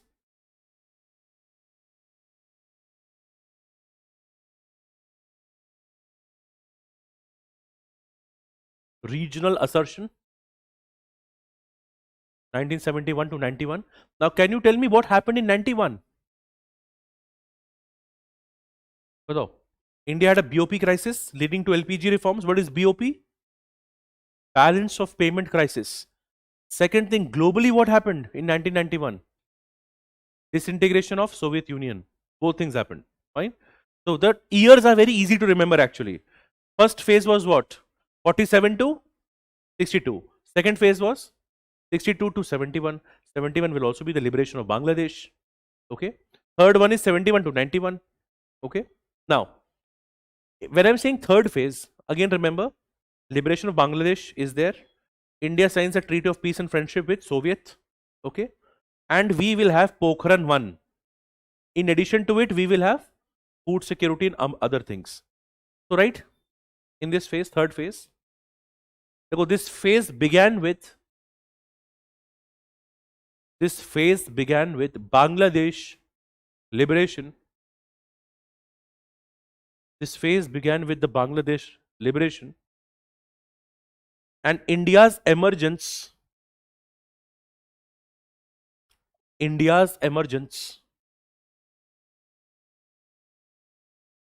As a dominant South Asian power. Dominant South Asian power.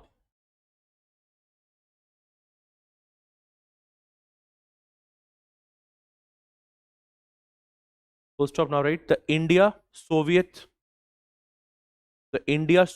Treaty of Peace and Friendship.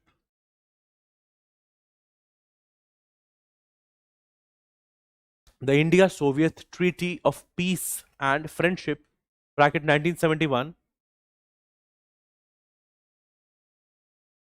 1971, comma, Pokhran 1. Pokhran 1. What is Pokhran 1? The very first time nuclear testing, etc. that we were doing is regarded as Pokhran 1. So we have seen the Soviet Treaty of Peace and Friendship in 1971, comma, Pokhran 1. Any idea when was Pokhran 1 done? Which year was that? So we should be aware about it. So 1 second. 74, we will just see. Just a couple of facts, okay? 74 hai pehli cheez, right? It is Smiling Buddha. That you should remember. Pokhran, Rajasthan. Only a couple of facts. That's it. So Pokhran 1, Smiling Buddha, India's first successful nuclear weapon test. And don't need to know the date. Just remember 1974. Okay.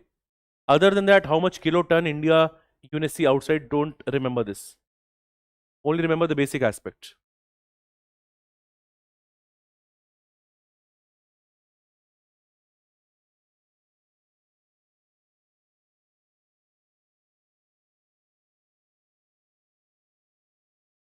So what have we seen? We have seen first is the India-Soviet Treaty of Peace and Friendship, 1971, comma, Pokhran 1, 1974, and India's decisive role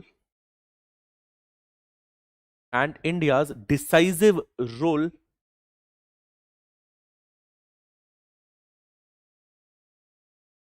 India's decisive role in liberation of Bangladesh, decisive role in liberation of Bangladesh reflected a more assertive phase in India's foreign policy. Assertive phase in India's foreign policy.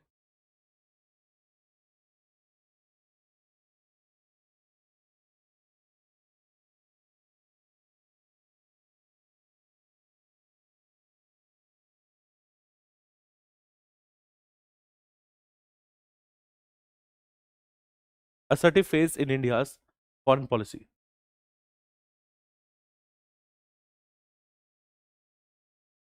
देखो, India was no longer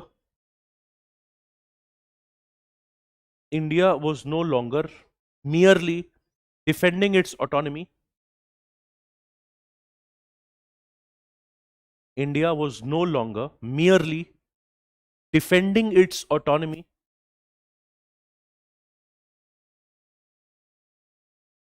Defending its autonomy.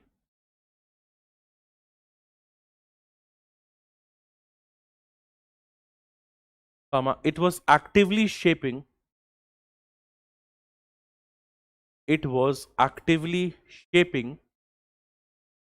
the regional balance of power.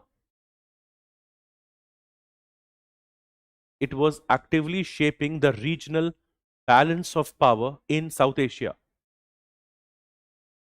Regional balance of power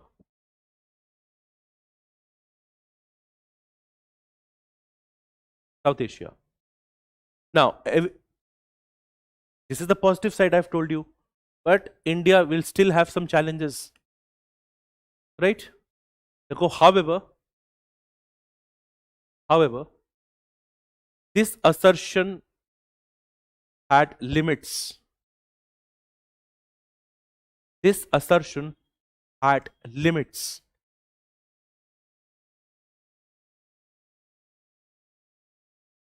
Because US, China, Pak axis constrained India externally. The US, China, Pak axis constrained India externally.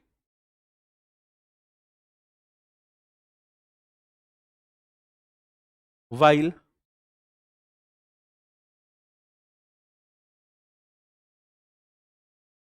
Sri Lanka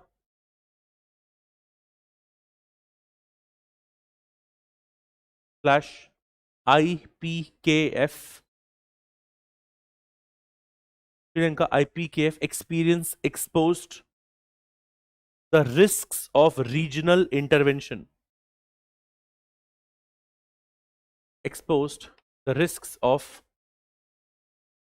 regional intervention.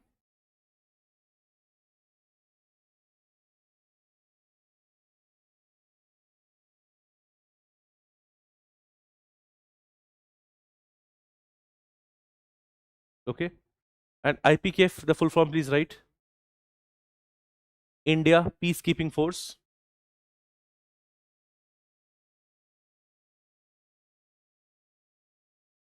In just one line, we'll write the context to it.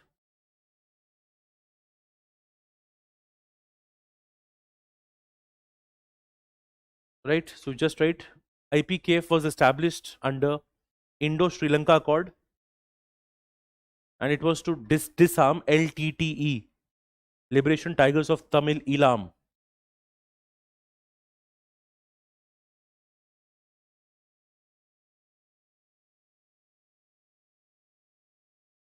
Now, excessive intervention in Sri Lanka also costed India right? यहाँ पे they just simply thought we'll send a peacekeeping force, the accord will be implemented.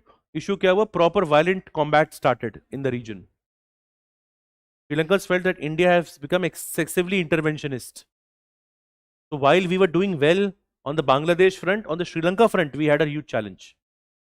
Now, if I just want to tell you the issue of Sri Lanka in just one line, what was the main issue in Sri Lanka? The issue of majority versus minority. Who is the majority in Sri Lanka? The Sinhalese are the majority. Who is the minority?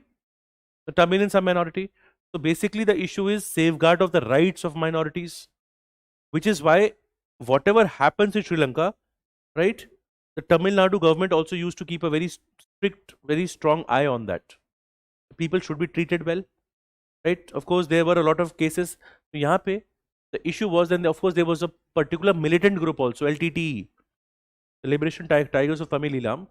There was a full-blown regional movement. यहाँ पे if there's a movement going on, there will be issues of sovereignty also. Should India send troops? This was a military contingent that was deployed. To what extent can India, let's say, assert its regional autonomy without affecting somebody's sovereignty? So this was a challenge that happened, right? More than loss of over 1,000 Indian soldiers happened here, right? So the history, etc. It was a very long mission, okay? And there was a criticism also. Main cheez kya hai? It exposed the risks of regional intervention. That is the only thing you will remember right now. So while this phase was good, we saw some limitations. First limitation was the US-China-Pak axis. Second was in the regional sphere, we faced opposition. Okay, that is a challenge that we faced. Fine. Now, full stop, right? Economic weakness. Right, economic weakness. Now in the bracket, please write down a term. You will see this in economy as well.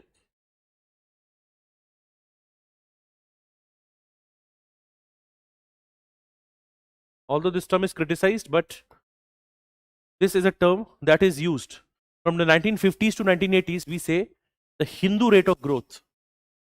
The meaning of Hindu rate of growth is India's GDP growth rate is very slow. We already know India does not open out its market. We have import substitution, license Raj, state monopolies. State was very inefficient.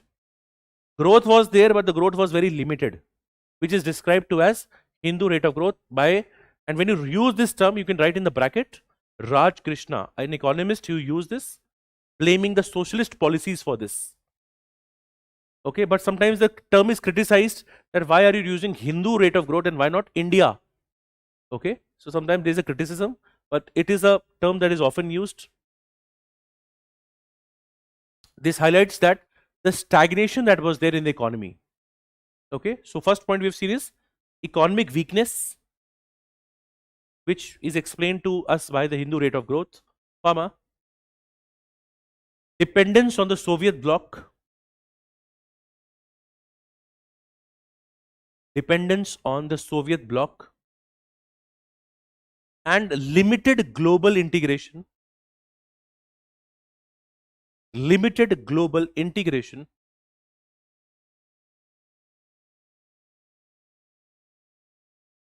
also prevented India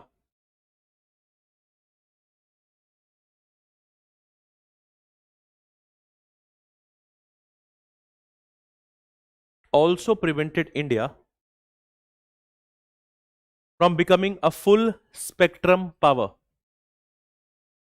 It also prevented India from becoming a full spectrum power.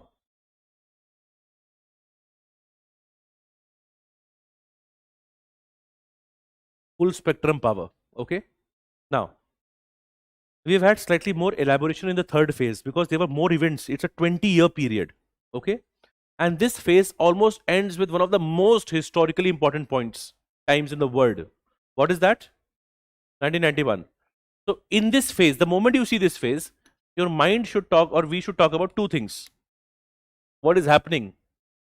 First thing, what is happening globally?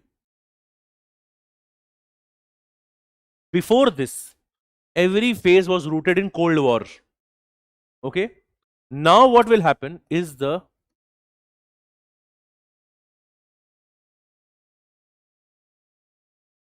disintegration.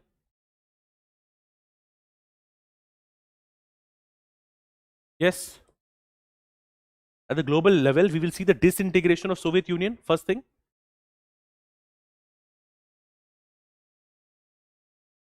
Which is a huge step in itself. And at the India level,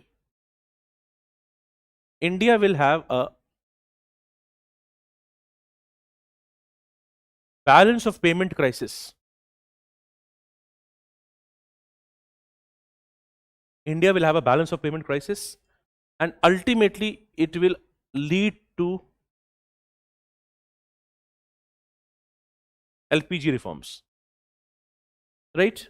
And if you are looking at it, and if you've understood till now, India will see its most trusted friend facing the biggest setback. The whole Soviet bloc is now going to get disintegrated. In fact, the whole world politics, everything will now change. So at the global level, the moment you see disintegration of USSR, before this, there was a time of bipolarity. So what will happen here?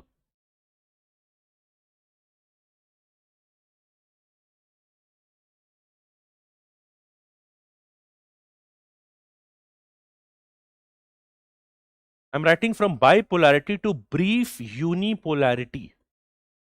And you will understand why I'm writing brief unipolarity. US will remain the major power, but only for a short time. Why? In 2001, in the next phase, US will face one of the world's worst attacks of terrorism, 9/11 attacks. Right? So what is happening? We have to understand the context. Globally, disintegration of Soviet Union. So what has word has changed from bipolarity of Cold War to brief unipolarity. Fine. At the Indian context, things will also now change. Earlier, India was hugely dependent on Soviet bloc. Now, because of the disintegration of Soviet bloc, what will India have to do? India will have to diversify. It is precisely here things like look east policy will start. And again in this front, we ended our last class talking about a keyword known as strategic autonomy. Now, strategic autonomy, India was able to safeguard till Cold War. Now this will be a testing time for India. Why? India is also fragile. Its long trusted partner is in a crisis. So in this time, it will be again a challenge. In fact, this phase ends with the phase of Pokhran 2 that will start a new phase of assertion of India. When was Pokhran 1? 1974. Okay. So this phase, the most important aspect for India is to safeguard the autonomy for two main reasons. What was happening for India? We had a balance of payment crisis, and at the global level, there's a huge shock that will be there. Fine. Now,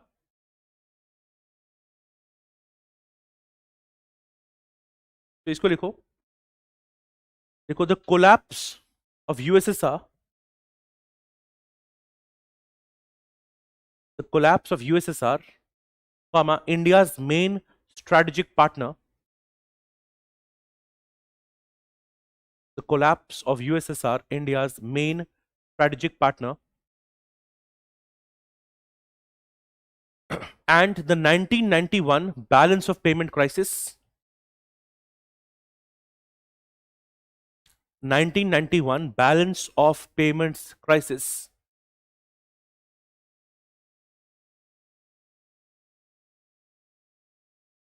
forced India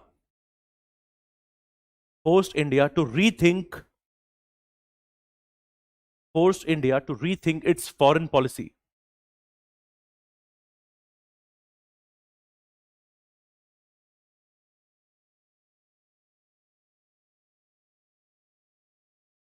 Full stop, right? India could no longer rely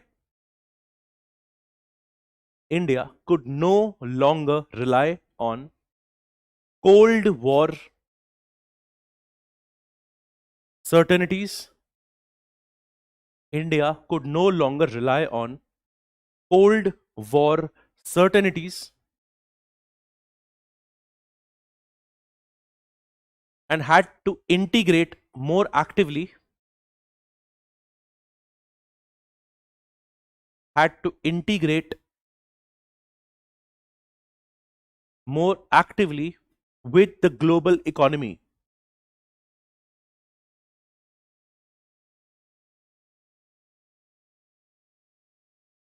Change the paragraph now, right? This phase saw,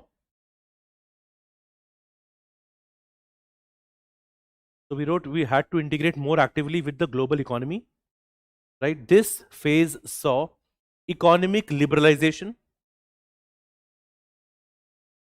This phase saw economic liberalization, comma, the launch of Look East policy. The launch of Look East policy,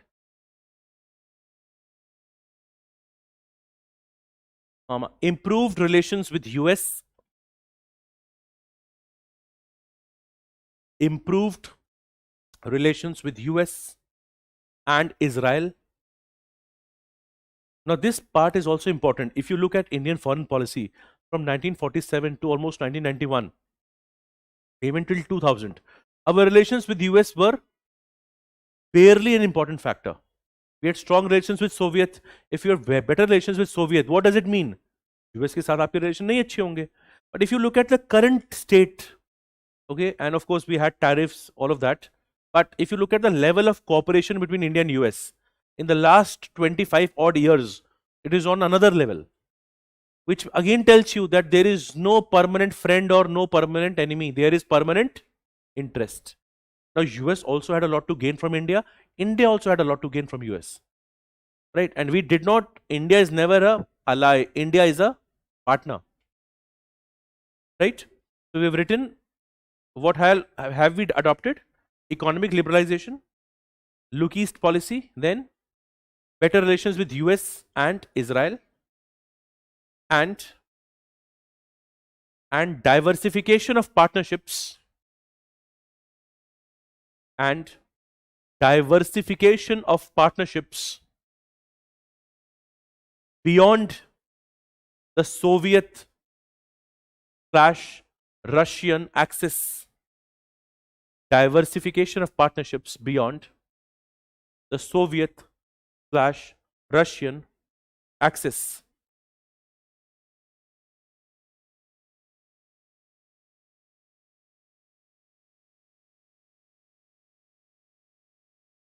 Full stop. India began engaging with the West.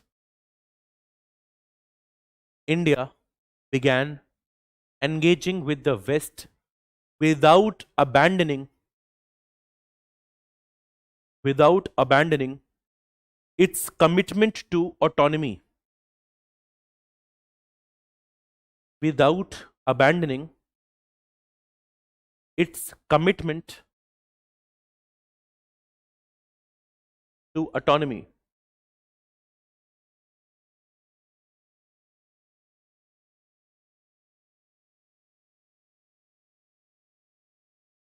Okay? Now, at this time, India was also facing a lot of pressure. For example, the moment we had done Pokhran 1, okay, there is something that I'll tell you here right now. You will read more about it as times come.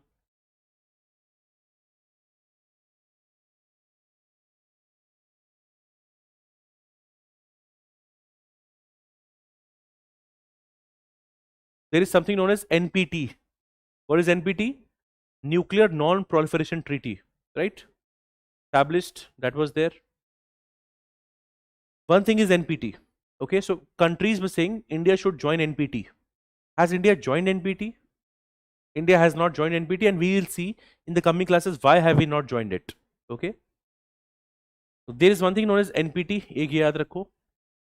Another thing that you should remember is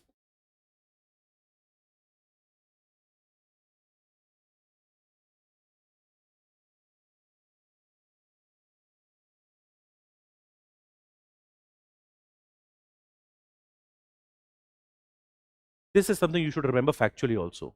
There is something known as NSG, Nuclear Suppliers Group.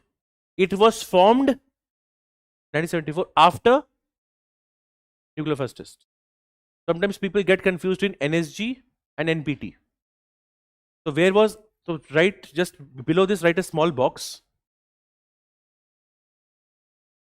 Okay, small box में पहला fact लिखो, NPT.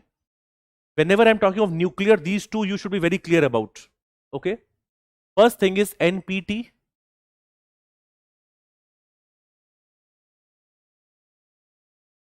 So if this is there in your notes in a proper manner, you will remember it. So NPT लिखो dash करके, established in 1970. And NPT, the name is Treaty on Non-Proliferation of Nuclear Weapons. India is not a member of NSG or NPT, but sometimes we get confused. Okay. NPT क्या है? 1970. What is the name? Treaty on Non-Proliferation of Nuclear Weapons. Idea तो अच्छा है. If there are nuclear weapons, you don't want them to go to other countries also. Non-proliferation, right?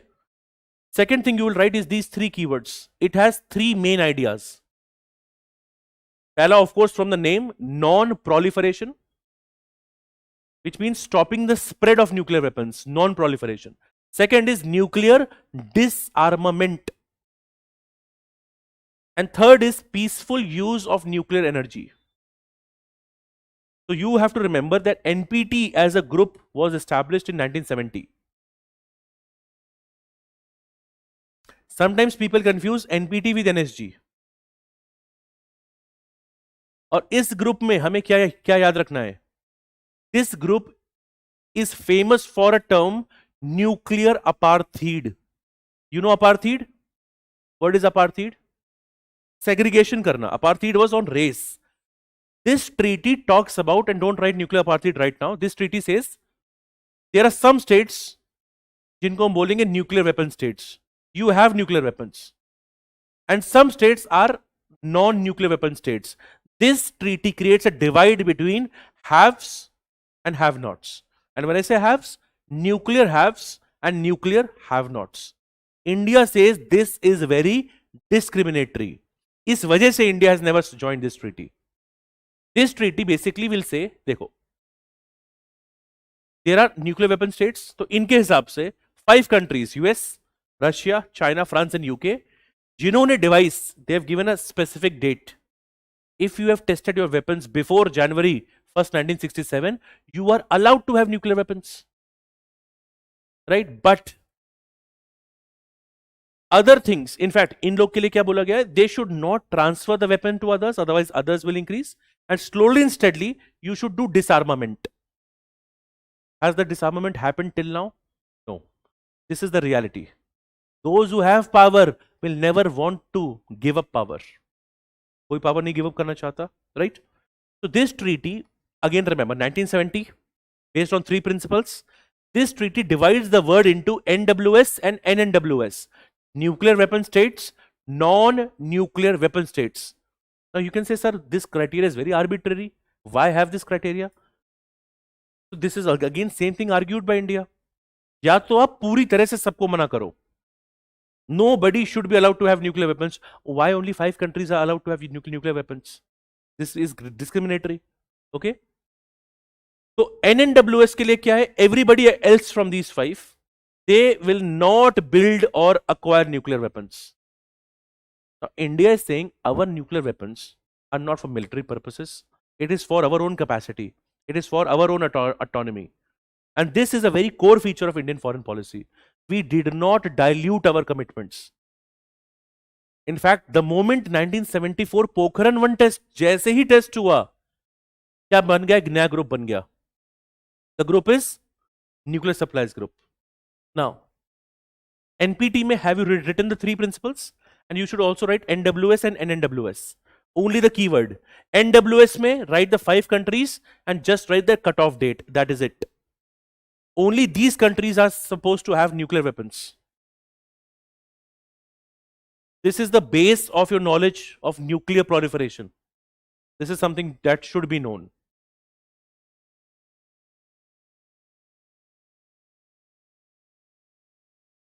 In fact, when we'll see India or Iran relationship, US is doing nuclear weapon testing, you will again understand the whole hypocrisy of these treaties. So one is NWS, that is 5 countries, US, China, Russia, France and UK. Right? Cutoff date, just remember, January 1, 1967. And second term is NNWS, non-nuclear weapon states. This I am telling you because I am going to refer Pokhran 2 now. So first is this. There is a treaty, that is NPT, Treaty on Non-Proliferation of Nuclear Weapons. Second thing please remember is this. Just write NSG. First keyword voluntary group hai, right? 48 nations. Ab they control nuclear export. And main cheez hai, formed in 1974 after India's test. And main thing to remember is India is not a member of both groups. It is not a member of NPT and it is not a member of NSG.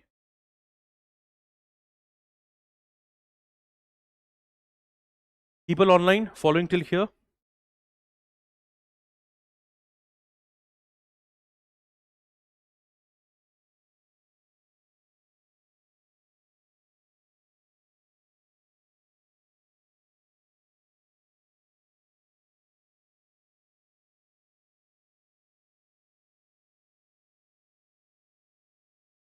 Okay, Dushyant.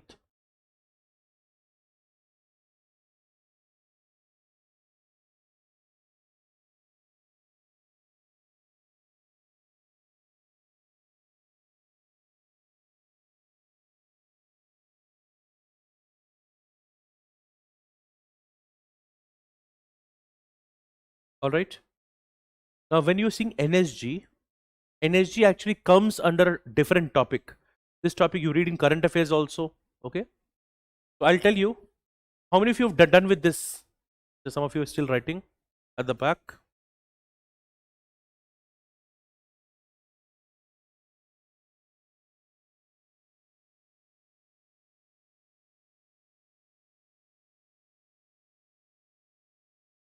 If you're done with this, just write a term. So we've had a bracket जिसपे हमने लिखा है NPT and you have written NSG. Okay. And as a note, write, India is not a signatory to NPT or NSG. India ने दोनों नहीं करे हैं join.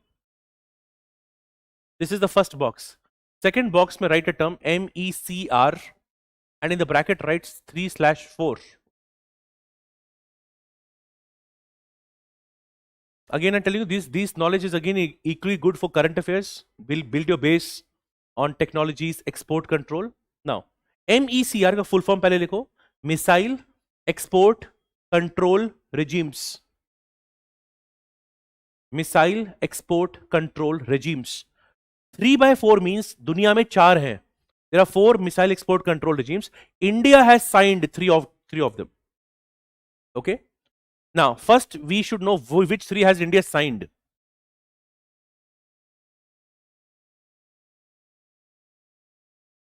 This many of you may know, very popular, MTCR, right? Missile Technology Control Regime. This is some extra information we are writing.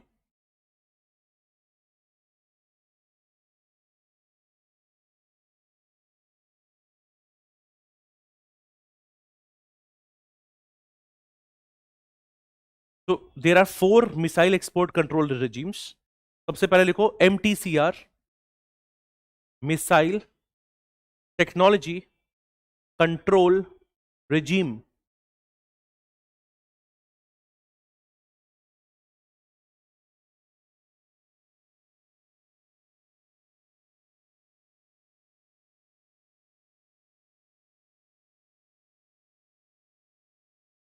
The first one is Missile Technology Control Regime. Now for MTCR, just one thing I'll tell you. How many of you know BrahMos? BrahMos missile suna hai humne? Earlier the range of BrahMos missile could not be more than 300 kilometers. Because India has now signed this, BrahMos range can be more than 300 kilometers. Okay, this is something that will help you remember. So MTCR, India has signed it, which has helped increase the range of its missile. So now BrahMos can be more than 300 kilometers also. Second is the Wassenaar arrangement or the agreement. Okay.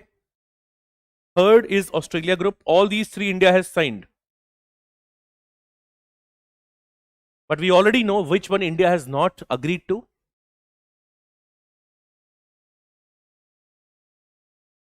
That I'm writing in red.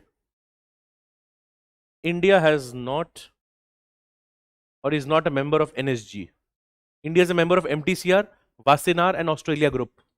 But India is not a member of this. So this is a direct connection. NPT, NSG. NSG is Nuclear Suppliers Group. It was created after India had done its Pokhran 1 test.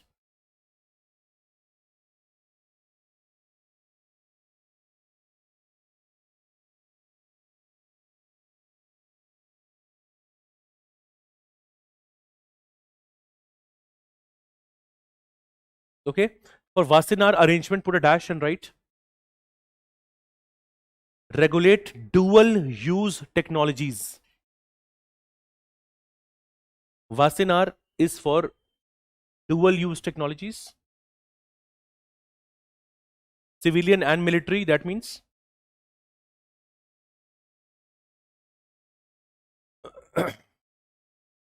Australia Group is again related to chemical and biological weapons.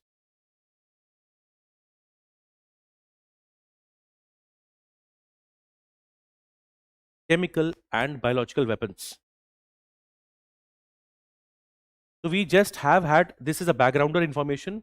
You have something known as NPT. There's something known as NSG. The moment I say NSG, you will think of 3/4.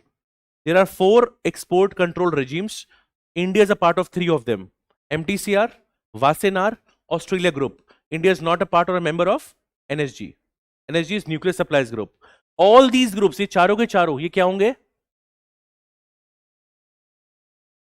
Voluntary. Voluntary means non-binding. All are voluntary groups. And they are related to export of weapons. All these groups. All the 4. Even NSG is a voluntary group.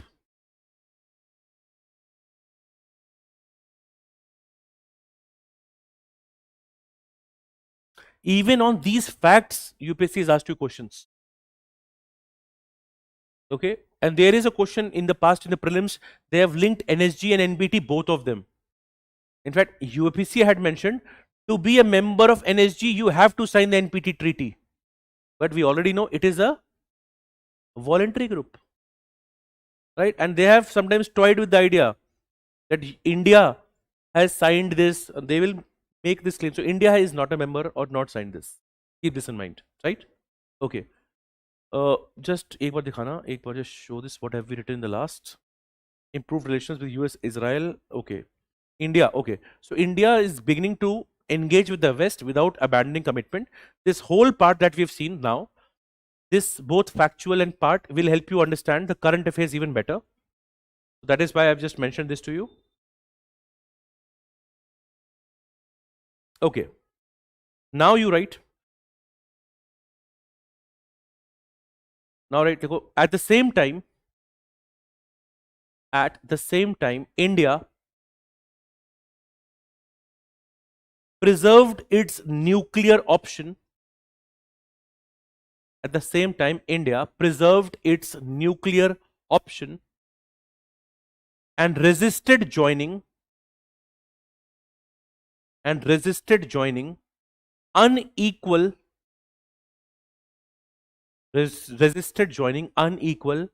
non-proliferation regimes like NPT,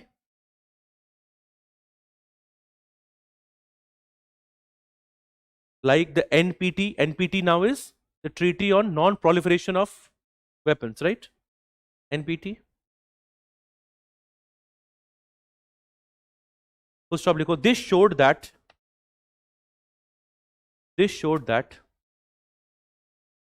while India was opening up economically and diplomatically, This shows that India was opening up economically and diplomatically, yet India was unwilling. India was unwilling to compromise on core strategic choices. Core strategic choices. Full stop. End karo likho. This phase transformed. This phase transformed non-alignment into a more pragmatic strategic autonomy. Alignment into non-alignment into a more pragmatic strategic autonomy suited to a brief unipolar world. Suited to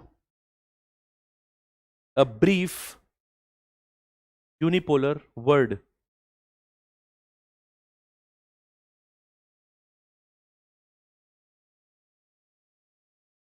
Brief unipolar world, right? Now come to the fifth phase.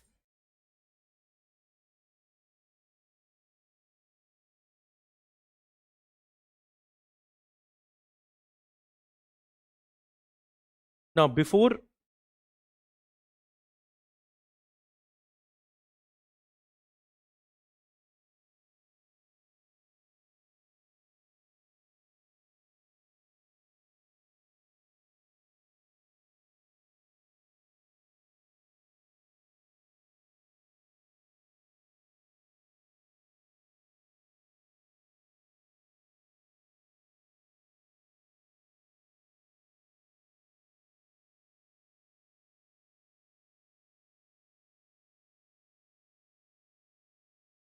okay, I think so let me just first finish this. Somebody's asked a question.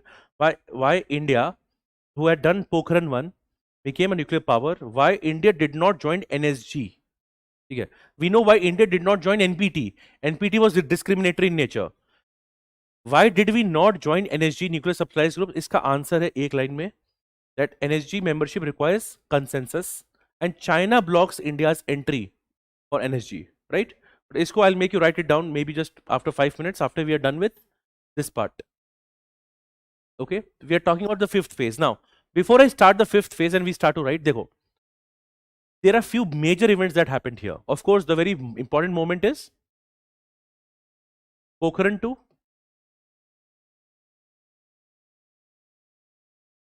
Which will directly show the world, for example, that India, and this will tell that many critics argue that India is only a moral power.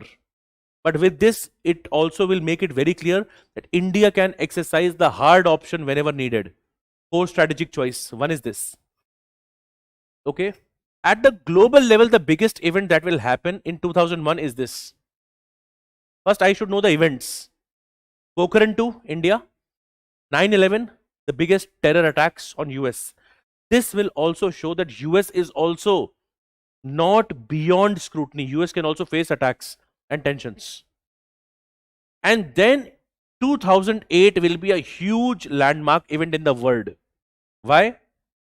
The world will have a global financial crisis. India will face 26/11 attacks. And India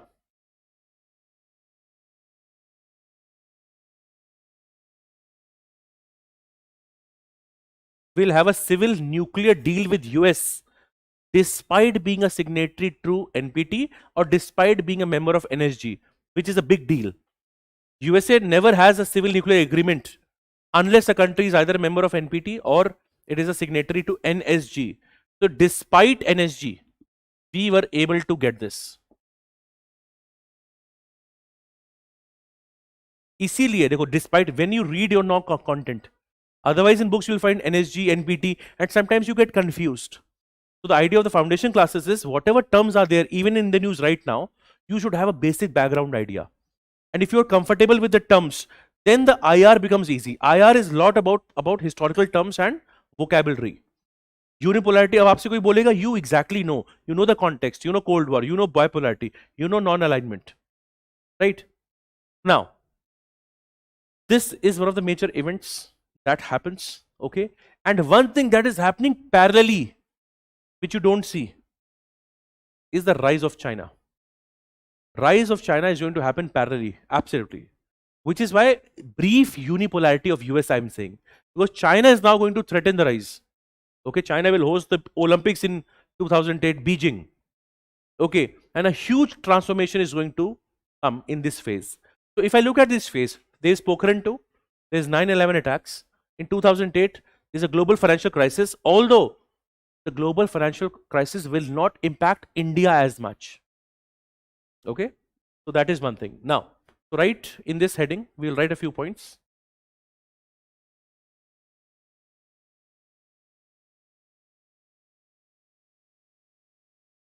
After Pokhran 2, after Pokhran 2,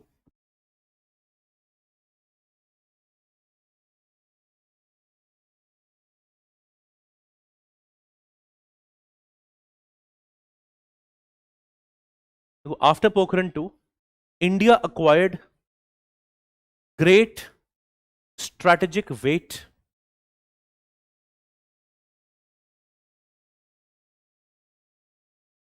after Pokhran 2.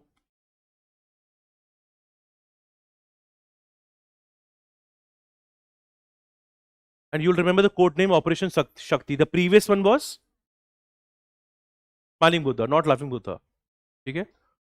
This is Operation Shakti, and you'll remember this.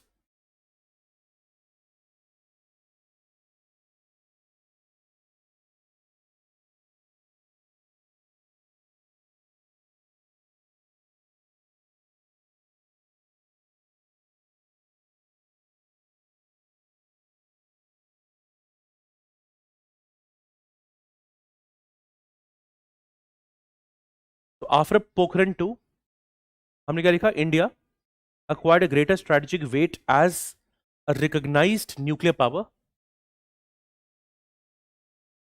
And just for your reference, write down the Operation Shakti.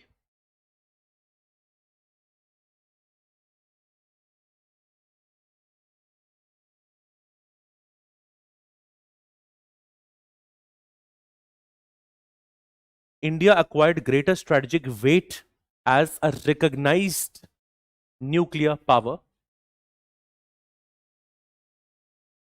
Full stop. Because the initial sanctions after nuclear tests, so India also faced sanctions.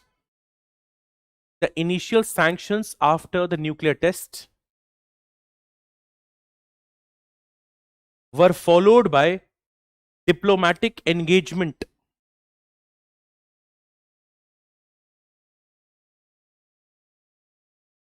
They were followed by diplomatic engagement, showing India's ability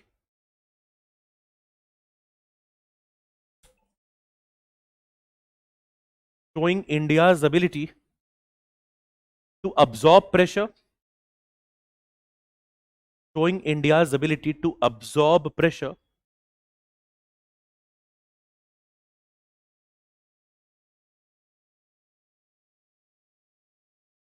and negotiate with a stronger position.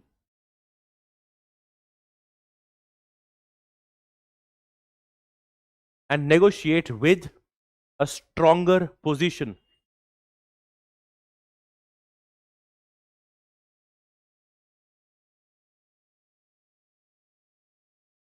Change the paragraph, right? This phase saw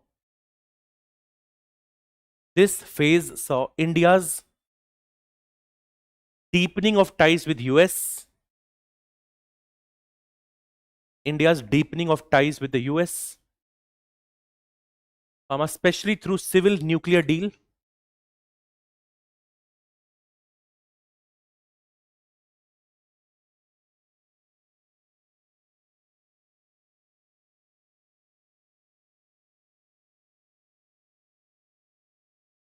इसी को बोलते हैं the 1-2-3 agreement, okay, 2008. So that's a big achievement that we had, right? Manmohan Singh, George W. Bush. So just remember that this is also known as the 1-2-3 agreement. So especially through the civil nuclear deal, while continuing its traditional defense,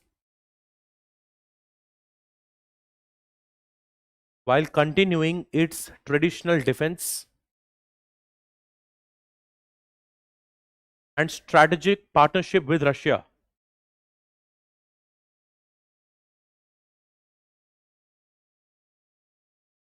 And strategic partnership with Russia.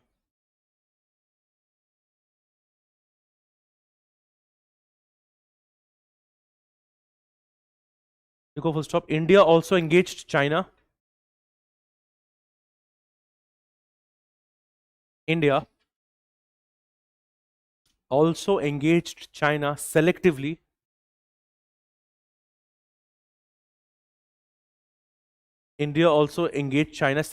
in BRICS, WTO,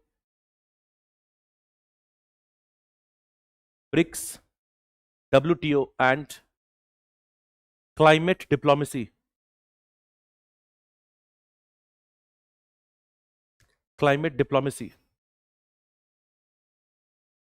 Full stop. This phase reflected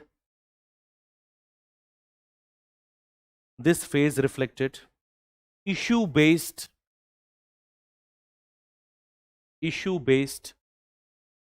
multi-engagement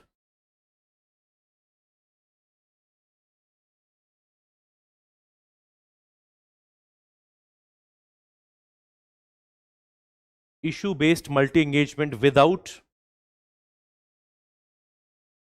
formal alliances.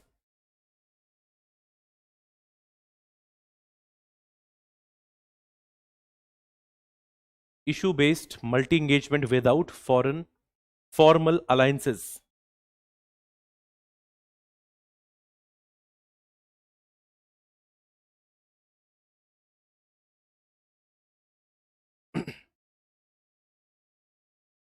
Last week, the 26/11 attacks.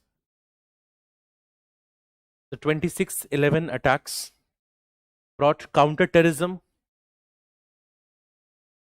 The 26/11 attacks brought counter-terrorism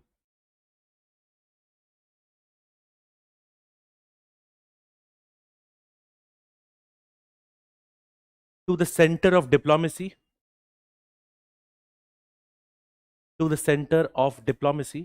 You will read about 26/11 and what India had done more in detail in internal security.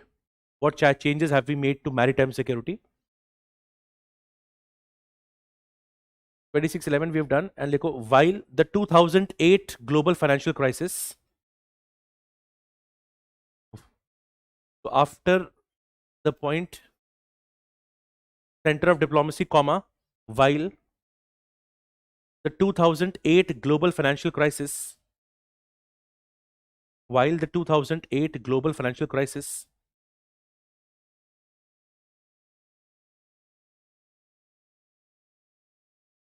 enhanced India's role in G20.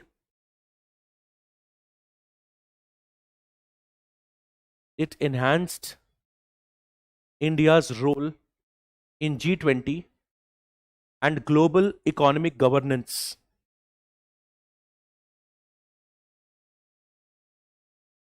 In G20 and global economic governance.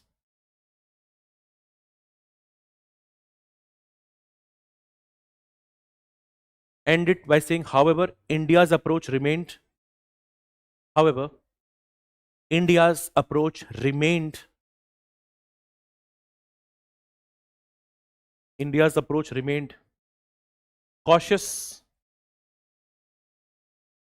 India's approach remained cautious as it was still more of a balancing power.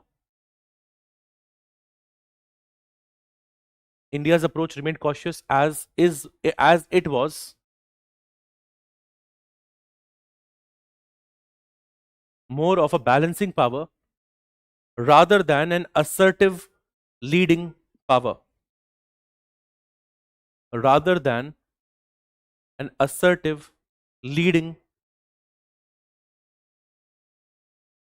power.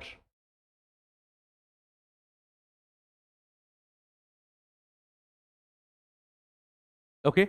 Before I go to the phase 6, now you just write a question. You go, why is India not a member?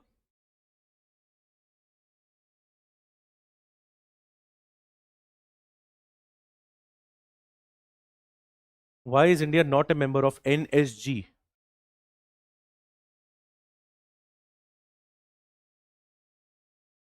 See, talking about IAEA, International Atomic Energy Agency, IAEA works on protocol. For example, there is something known as a additional protocol. So unless IAEA has the requisite, for example, permission, then only they can go and inspect. Directly, they can also not violate sovereignty. IAEA is a body. For example, Iran, maybe a lot of testing goes on, but IAEA is not able to inspect everything. Sometimes that is said that Iran should allow IAEA to inspect. Okay, so if the question is, if India allowed or India has done the tests, why IA did not get to know about it? They can only get to know about it after the test is done. Okay, and right now with a lot of this satellites and modern technology, even if you deny a test, there are many evidences to prove a test has happened. So many times countries like China and Russia, they will do deep underwater test. But even that sometimes you get to know, okay, some test or something like this has happened. Okay. So that is there. So the question that we've written is why. Okay. So सबसे पहले देखो, just 3 keywords. First bullet point देखो. What are the major issues? पहला लिखो.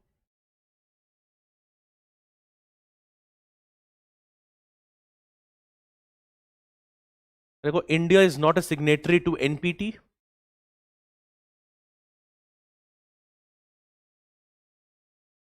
देखो, India is not a signatory to NPT. Second लिखो.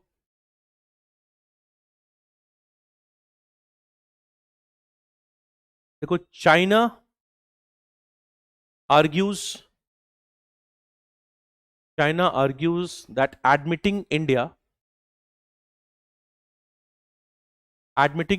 without NPT will weaken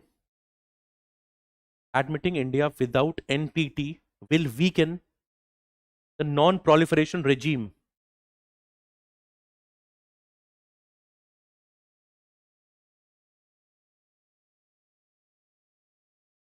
In fact, on the same grounds, Pakistan is also saying, make us also a member. We are also not a part of it.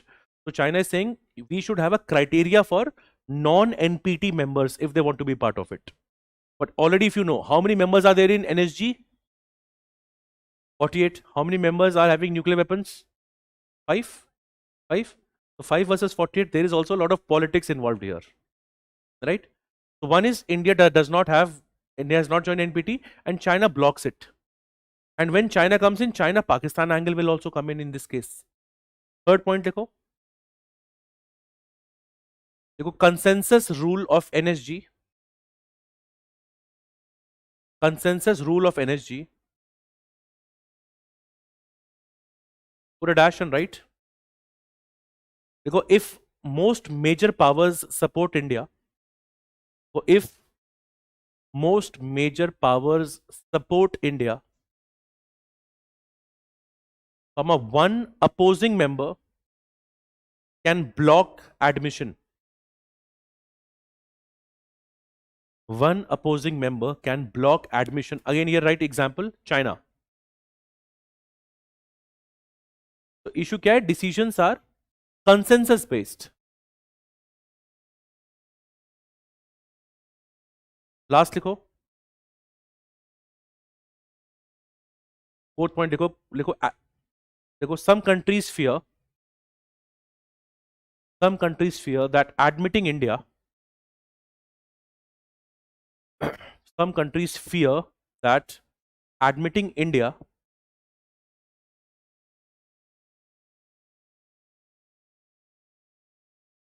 will create pressure to admit Pakistan. Admitting India will create pressure to admit Pakistan or Israel as well, which means it will create like a bad precedent. Other countries say, if you allow one entry, other countries will also be allowed. So then it will be very difficult to control the export and technology related to nuclear weapons. All right. Now write this heading, sixth phase.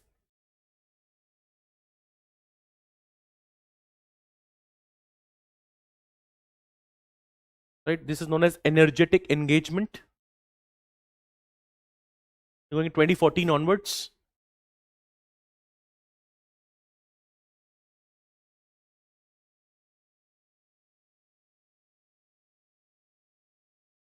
Now, when I say energetic engagement, okay. For example, what is the meaning of energetic? Your neighborhood policy became neighborhood first policy. Look east क्या बन गया? So same thing. See, idea remains same. Again, I've told you the means to achieve it has changed. So now it has become more action based. So here you write, in this phase, India seeks to become a leading power. India seeks to become a leading power and not merely a balancing power.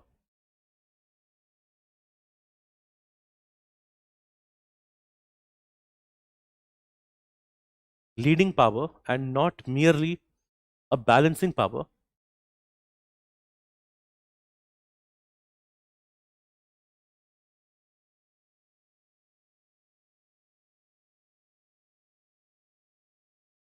Now here, right? This can be seen in renewed focus on the neighborhood. This can be seen in the renewed focus on the neighborhood through the neighborhood first policy. This can be seen with a renewed focus on neighborhood through the neighborhood first policy.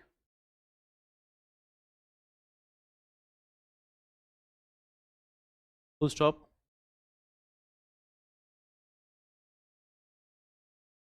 Then right, the transformation of look east, to act east also signifies vibrant engagement.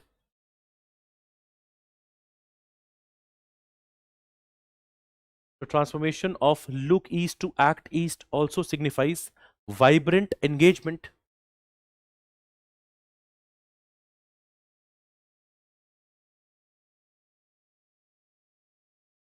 Full stop, right? This phase shows multi-alignment. This phase shows multi-alignment and issue-based partnerships. This phase shows multi-alignment and issue-based partnerships. Full stop, right? India works simultaneously with US.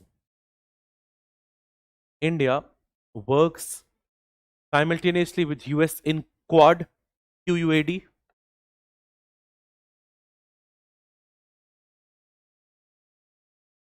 In Quad and technology partnerships.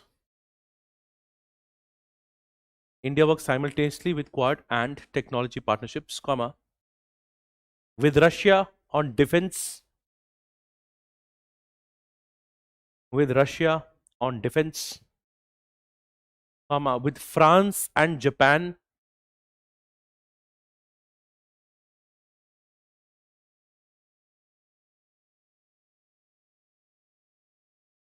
With France and Japan in the Indo-Pacific.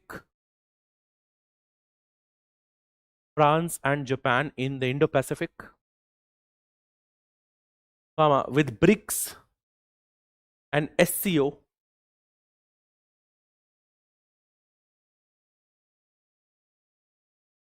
SCO is Shanghai Cooperation Organization, we'll see later. With BRICS and SCO in the Eurasian and Global South space, BRICS and SCO in the Global South space, and with West Asian powers, with Look West policy, West Asian powers with Look West policy, and through minilaterals. Multilaterals are bigger groups, with minilaterals like I2U2,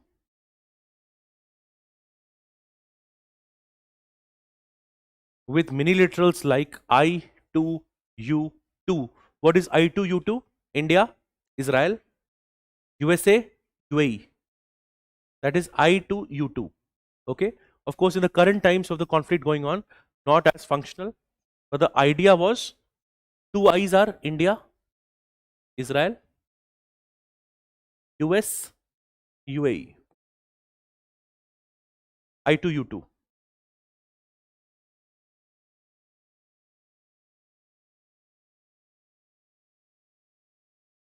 Okay. Next, right? India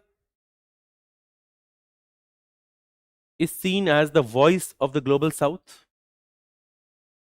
Underline this term, voice of the global south.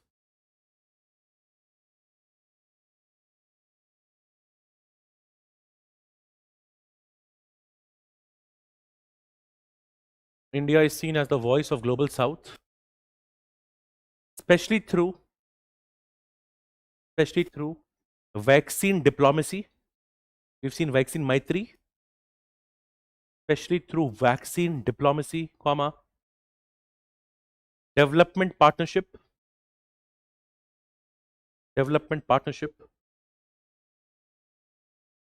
comma, DPI, digital public infrastructure, digital public infrastructure, comma, BRICS and G20 presidency,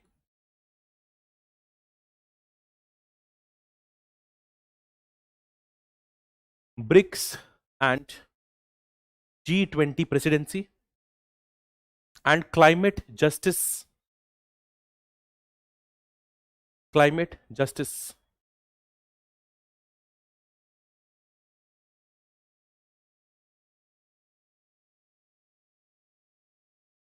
Full stop. According to Dr. S. J. Shankar,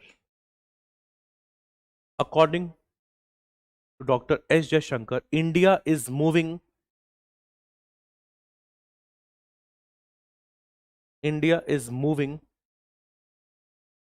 from being a cautious rule taker.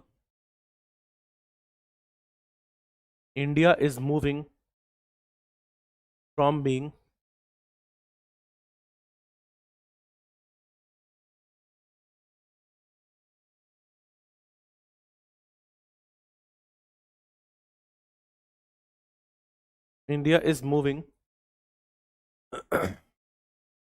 from being a cautious rule taker to a more confident power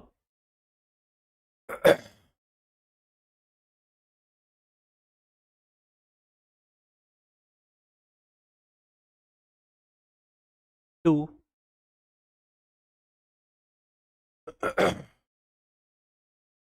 a more confident power that seeks to shape the rules of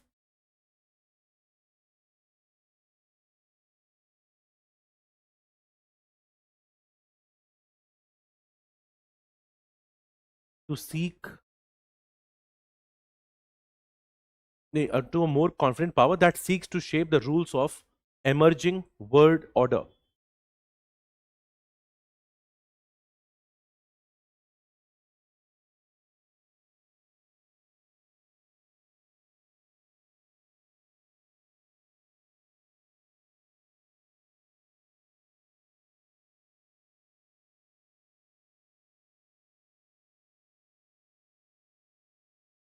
Okay. And write the last quote to end the class. लिखो inverted commas में. देखो, this is the time देखो, this is a time for us here means India. This is a time for us to engage America.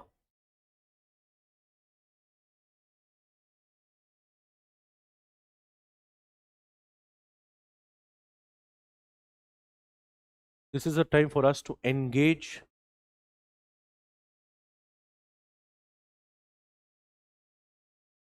America, comma, cultivate Europe, engage America, comma, cultivate Europe, comma, reassure Russia,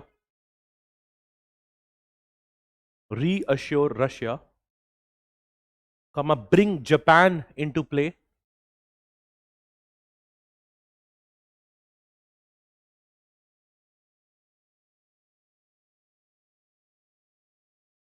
engage America, manage, हमने अभी क्या क्या लिखा है, engage, cultivate Europe, reassure Russia, comma, manage China,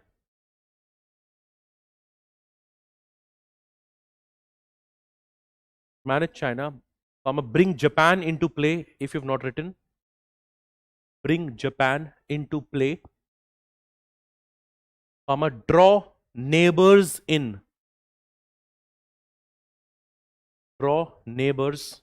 IN,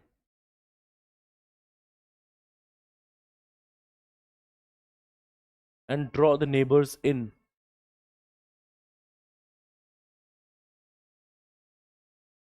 Okay, so this in inverted commas put Dr. S. J. Shankar. The name of the book is The India Way. Even this book was asked in UPSC Prelims. They mentioned 2 books, and they said who has written these books. Okay. Now this you can use for any answers related to multi-alignment. What should India do? What should it be India's strategic autonomy? तो हम क्या कर सकते हैं? Engage America, manage China, cultivate Europe, reassure Russia, bring Japan into play, and draw our neighbors in. Which means neighborhood को भी focus देना चाहिए. You should focus on your neighborhood also. So this is a quote by Dr. S. Jaishankar. The name of the book is this, The India Way, popular short book. ये ठीक है? Strategies for an uncertain world. We're ending it with this just to tell you that multi-alignment is a very important factor. Now India does not have to be rooted in the Cold War politics.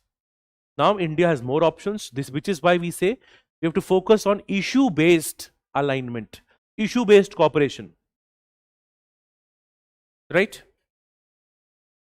Now, today the major things that we have done is we've started with the key determinants of foreign policy. We've seen all of that.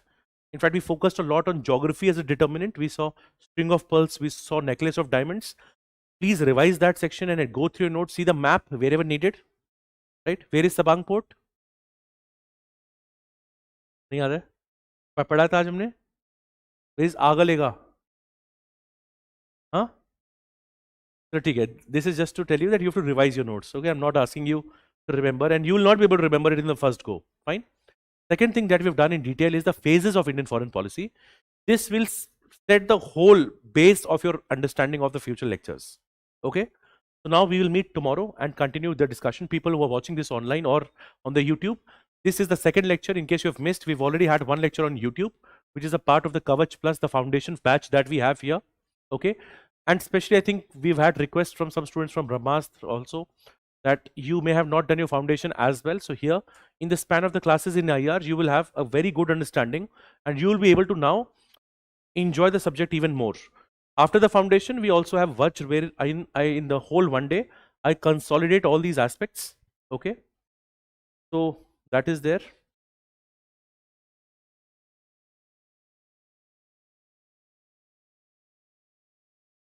Dushyant, we'll be seeing these questions in the upcoming classes also. In an increasingly broken world, etc., how can India safeguard the priorities? Because the entire lecture is ultimately, the upcoming classes is going to be based on these themes. Okay, how can India safeguard it? We will see what is Indian foreign policy response. Fine. So that will give us an even more idea, right?